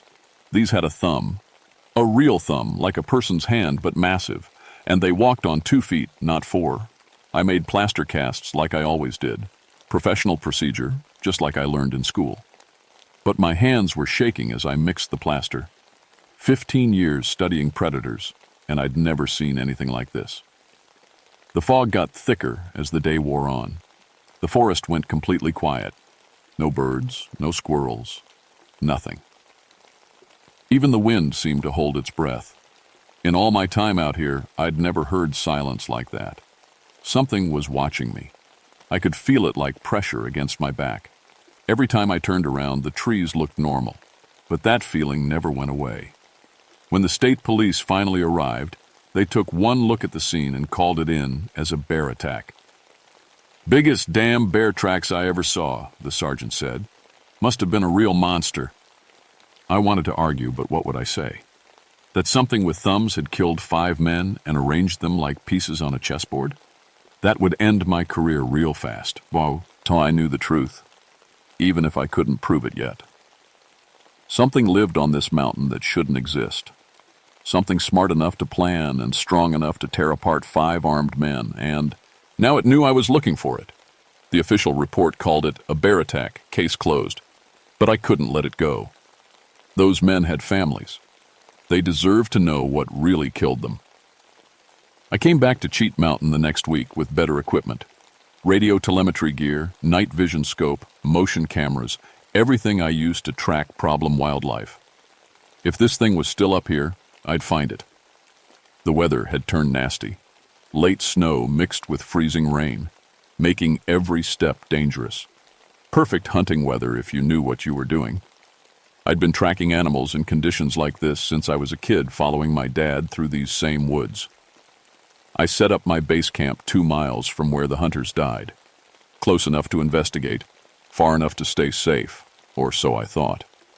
My radio gear worked better from this ridge, and I had good sight lines down 3 different valleys. The first night was quiet except for the wind. I checked my motion cameras at dawn and found something that made my blood run cold. Every single camera had been moved. Not damaged, not broken, carefully repositioned to face away from the trail. Something had found them in complete darkness and moved them with surgical precision.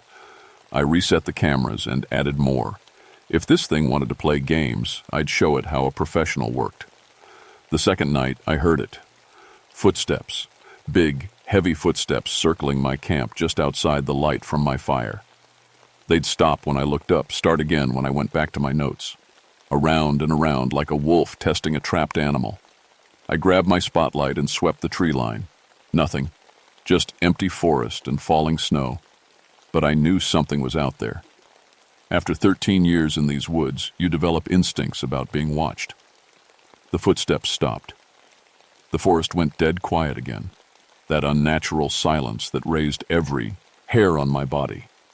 Then I heard something that nearly stopped my heart. Breathing. Deep, slow breathing just outside my tent. Something huge was standing right there, maybe 3 feet away. I could hear air moving in and out of massive lungs. I reached for my rifle, trying not to make any sound. The breathing continued, patient and steady. Whatever it wasn't afraid. It was studying me. I counted to 3 and threw open my tent flap, rifle ready. Nothing there. But the snow was melted in a perfect circle where something enormous had been standing. The grass underneath was warm to the touch. I didn't sleep the rest of that night. Morning brought fresh snow and new tracks, the same massive prints I'd found at the hunting camp, but these led straight to my tent and then away up the mountain. I followed them for 2 miles before they vanished on bare rock. But I found something else that day, something that changed everything. Hidden in a grove of old pines, I discovered what looked like a shrine. Animal bones arranged in careful patterns, rocks stacked in precise towers, and hanging from the branches, pieces of military uniforms. Old military uniforms, Civil War uniforms. I'd studied enough history to recognize Confederate gray wool, brass buttons green with age. Some pieces looked almost new despite being over a century old. Others were stained with what might have been blood. In the center of the shrine sat a human skull, polished white and clean. Carved into the forehead were letters, CSA, Confederate States of America. I photographed everything, took measurements, made notes. But as I worked, that feeling came back stronger than ever. I was being watched, studied, judged. A branch snapped behind me. I spun around and saw it for the first time. 9 feet tall, covered in dark fur, standing upright like a man. Its face was almost human but stretched and distorted, like someone had tried to sculpt a person from memory. Intelligent eyes, not animal eyes, but human eyes in a monster's face, stared at me with what looked like curiosity. For 5 seconds we just looked at each other. I was too shocked to move, too scared to breathe. It tilted its head, studying me the same way I studied animals in the wild. Then it was gone, vanishing into the trees without a sound despite its massive size. I ran back to my camp, threw everything in my truck, and drove straight down the mountain. My hands were shaking so hard I could barely hold the steering wheel. That night, safe in my cabin 20 miles away, I tried to make sense of what I'd seen. Every rational part of my mind said it was impossible. Stress, bad light, imagination, anything but the truth. But I couldn't forget those eyes. They were human eyes, sad, ancient, and completely aware. Something lived on Cheat Mountain that had once been a man. I should have stayed away. Any sensible person would have reported what I'd seen and let someone else handle it. But I'm stubborn, and I've never backed down from a challenge in my life. I spent 3 days at the library researching the Civil War history of Cheat Mountain. What I found made me understand why the locals always said this place was haunted. In September 1861, over 500 Confederate soldiers died in battle on this mountain. Many bodies were never recovered, lost in the dense forest or buried in unmarked graves. According to the records, entire companies just vanished during the fighting. One name kept appearing in the reports: Corporal James Mitchell, age 19, of the 12th Virginia Infantry. Witnesses said he was caught in an artillery bombardment that killed his entire squad, but his body was never found. The description matched what I'd seen. Young face, tall build, and according to his service record, he'd been a hunter before the war. He knew these mountains. I went back to Cheat Mountain armed with more than just cameras and tracking equipment. I brought copies of military records, photographs of Civil War, soldiers, anything that might help me communicate with whatever was up there. This time I camped right at the shrine. It came to me on the second night. I heard the footsteps again, but this time I didn't grab my rifle. I sat still by my fire and waited. The breathing started just outside the light, patient and watchful. "James?" I said quietly. "James Mitchell?" The breathing stopped. Everything went completely silent. Then slowly, carefully, the creature stepped into my firelight. Up close, it was even more terrifying and heartbreaking at the same time. 9 feet of muscle and fur, but the face, God, the face was still mostly human. Young features stretched and distorted but recognizable, and those eyes were full of pain that had lasted over a century. He looked at the photographs I'd spread on the ground, pictures of his old unit, his company roster, battlefield maps. When he saw his own name on the service record, he made a sound like crying. That's when I understood. This wasn't a monster that had killed those hunters. This was a soldier who'd been guarding this mountain for 120 years, protecting the graves of his fallen friends. But the hunters had been desecrating the battlefield. I found their camp again and saw what I'd missed before. They'd been digging. Metal detectors, shovels, bags full of Civil War relics they'd stolen from the graves. James had stopped them the only way he knew how. Over the next hour, using hand signals and simple words, I managed to communicate with him. He was trapped here, unable to die, unable to leave. The trauma of battle had changed him into something between man and beast. He showed me the graves, dozens of unmarked burial sites scattered through the forest. His friends, his brothers, sleeping forever in the mountain soil. He'd been protecting them all this time, keeping treasure hunters and vandals away.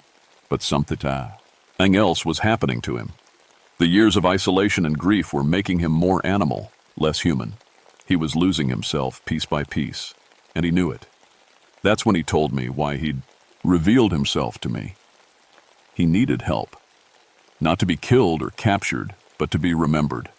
To have his story told so his vigil would mean something. I promised him I'd do everything I could. But then we heard the voices. 3 men were climbing up from the valley, metal detectors beeping, laughing about all the Confederate gold they were going to find. Another treasure hunting party drawn by news reports of the bear attack. James changed right before my eyes. The human intelligence faded from his face, replaced by pure animal rage. His muscles swelled, his claws extended, and he let out a roar that shook the trees. He was about to kill again. I had seconds to choose. Let him slaughter 3 more people, or try to stop a creature that could tear me apart without effort. "James, stop!" I shouted, stepping between him and the sound of approaching voices. He froze, confusion flickering across his distorted features. For a moment, the human awareness returned to his eyes. "They don't know," I said, trying to keep my voice steady. "They're just treasure hunters. Greedy but not evil. You don't have to kill them." The voices were getting closer. I could hear branches breaking, the metallic beeping of their detectors. They'd be in the clearing in minutes. James shook his massive head, struggling with emotions that had been building for over a century. The beast wanted blood. The soldier wanted justice. The man just wanted peace. "Let me handle this," I said. "Trust me." He stared at me for a long moment, then stepped back into the shadows. But I could feel him watching, ready to strike if things went wrong. The three treasure hunters broke into the clearing like they owned the place. City boys with expensive equipment and no respect for where they were. The kind of people who saw dollar signs instead of history. "You need to leave," I told them, stepping into their path. This is a protected area." "Says who?" The leader was a big man with a beer gut and an attitude. "This is public land, lady. We got every right to be here." I showed them my ranger badge. "This is an active crime scene. 5 people died here last week." "Yeah, we heard about the bear attack," one of them said. "That's why we brought guns." He patted a rifle slung over his shoulder. "Besides, we already found some good stuff down the hill." They dumped a bag on the ground. Civil War buttons, belt buckles, pieces of equipment, all stolen from the graves of dead soldiers. I felt James's presence shift in the darkness. The temperature around us dropped 10 degrees. "You don't understand," I said. "Those belongings are from a battlefield cemetery. You're grave robbing." "Finders keepers," the fat man laughed. "These boys been dead over 100 years. They ain't using this stuff anymore." That's when James stepped into the firelight. The 3 men went silent, their faces white with terror. One dropped his metal detector. Another started praying under his breath. "Jesus Christ," the leader whispered. "What is that thing?"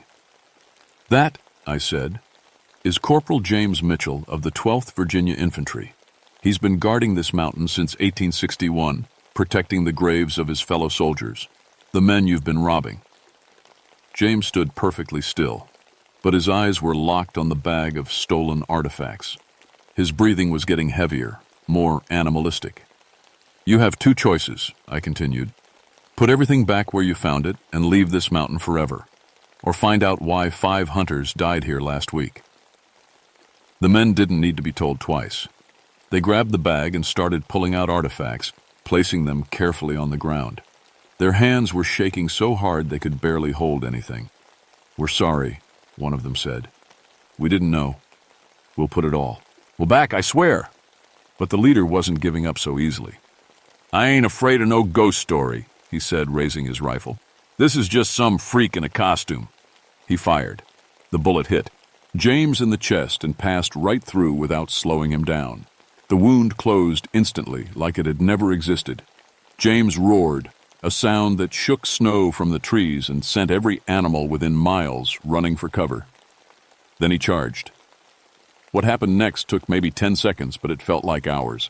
James moved faster than anything that big had a right to move. He grabbed the shooter by the throat and lifted him off the ground like he weighed nothing. The other 2 men ran screaming into the forest. "James, don't!" I shouted.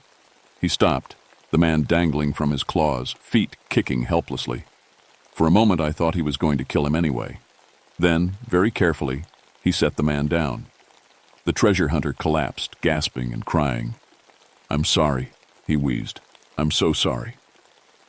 James looked at me, and I saw something in his eyes I hadn't seen before. Peace. Understanding. The human part of him was winning, at least for now. He pointed at the artifacts scattered on the ground, then at the man. The message was clear. Put them back and leave. The man nodded frantically, gathering up the stolen items with shaking hands. Then he ran after his friends, crashing through the undergrowth like a scared deer. When they were gone, James sat down heavily by the fire. The effort of controlling himself had drained him. He looked older, somehow, more tired. "Thank you," I said. He nodded once, then stood and walked back toward the shrine. But before he disappeared into the darkness, he turned and looked at me one last time. I knew what he was asking. I'd made him a promise. "I'll tell your story," I said. "I'll make sure people remember." He smiled, actually smiled, and then he was gone. I kept my promise to James Mitchell. It took me 3 years to convince the state government to designate Cheat Mountain as a protected Civil War battlefield. 3 years of me, meetings, reports, and fighting bureaucrats who didn't understand why an old battlefield mattered. But I had help. The 3 treasure hunters I'd encountered became my strongest supporters. After what they'd seen, they spent their own money helping me research the site and push for protection. The memorial was dedicated in 1984, a simple stone marker listing the names of all the soldiers who died on the mountain, including Corporal James Mitchell of the 12th Virginia Infantry. Officially, his body was never recovered. Unofficially, I knew exactly where he was. I still work these mountains, but I'm different now. What I saw changed how I understand the world. There are things science can't explain, wounds so deep they transform the very soul. Sometimes late at night when I'm patrolling the battlefield, I catch a glimpse of movement in the trees, a shadow that's too tall, too broad to be human. But the presence doesn't feel threatening anymore. It feels grateful. The treasure hunting stopped completely after word spread about what happened to those men. Oh, people still come to visit the memorial, but they're respectful now. They bring flowers, take pictures, say prayers for the dead. James got what he wanted. His vigil finally means something. But I know he's still up there, still watching, still protecting his fallen brothers. And sometimes on quiet nights when the fog rolls through the trees, I swear I can hear the sound of a soldier's boots patrolling his eternal post, keeping watch over the mountain where so many brave men gave their lives. The locals still say Cheat Mountain is haunted. They're right. But it's haunted by love, not evil, by loyalty that death couldn't break, by a promise kept for over a century. Some wounds run so deep they transform the very soul. But sometimes, if we're very lucky, they transform it into something beautiful.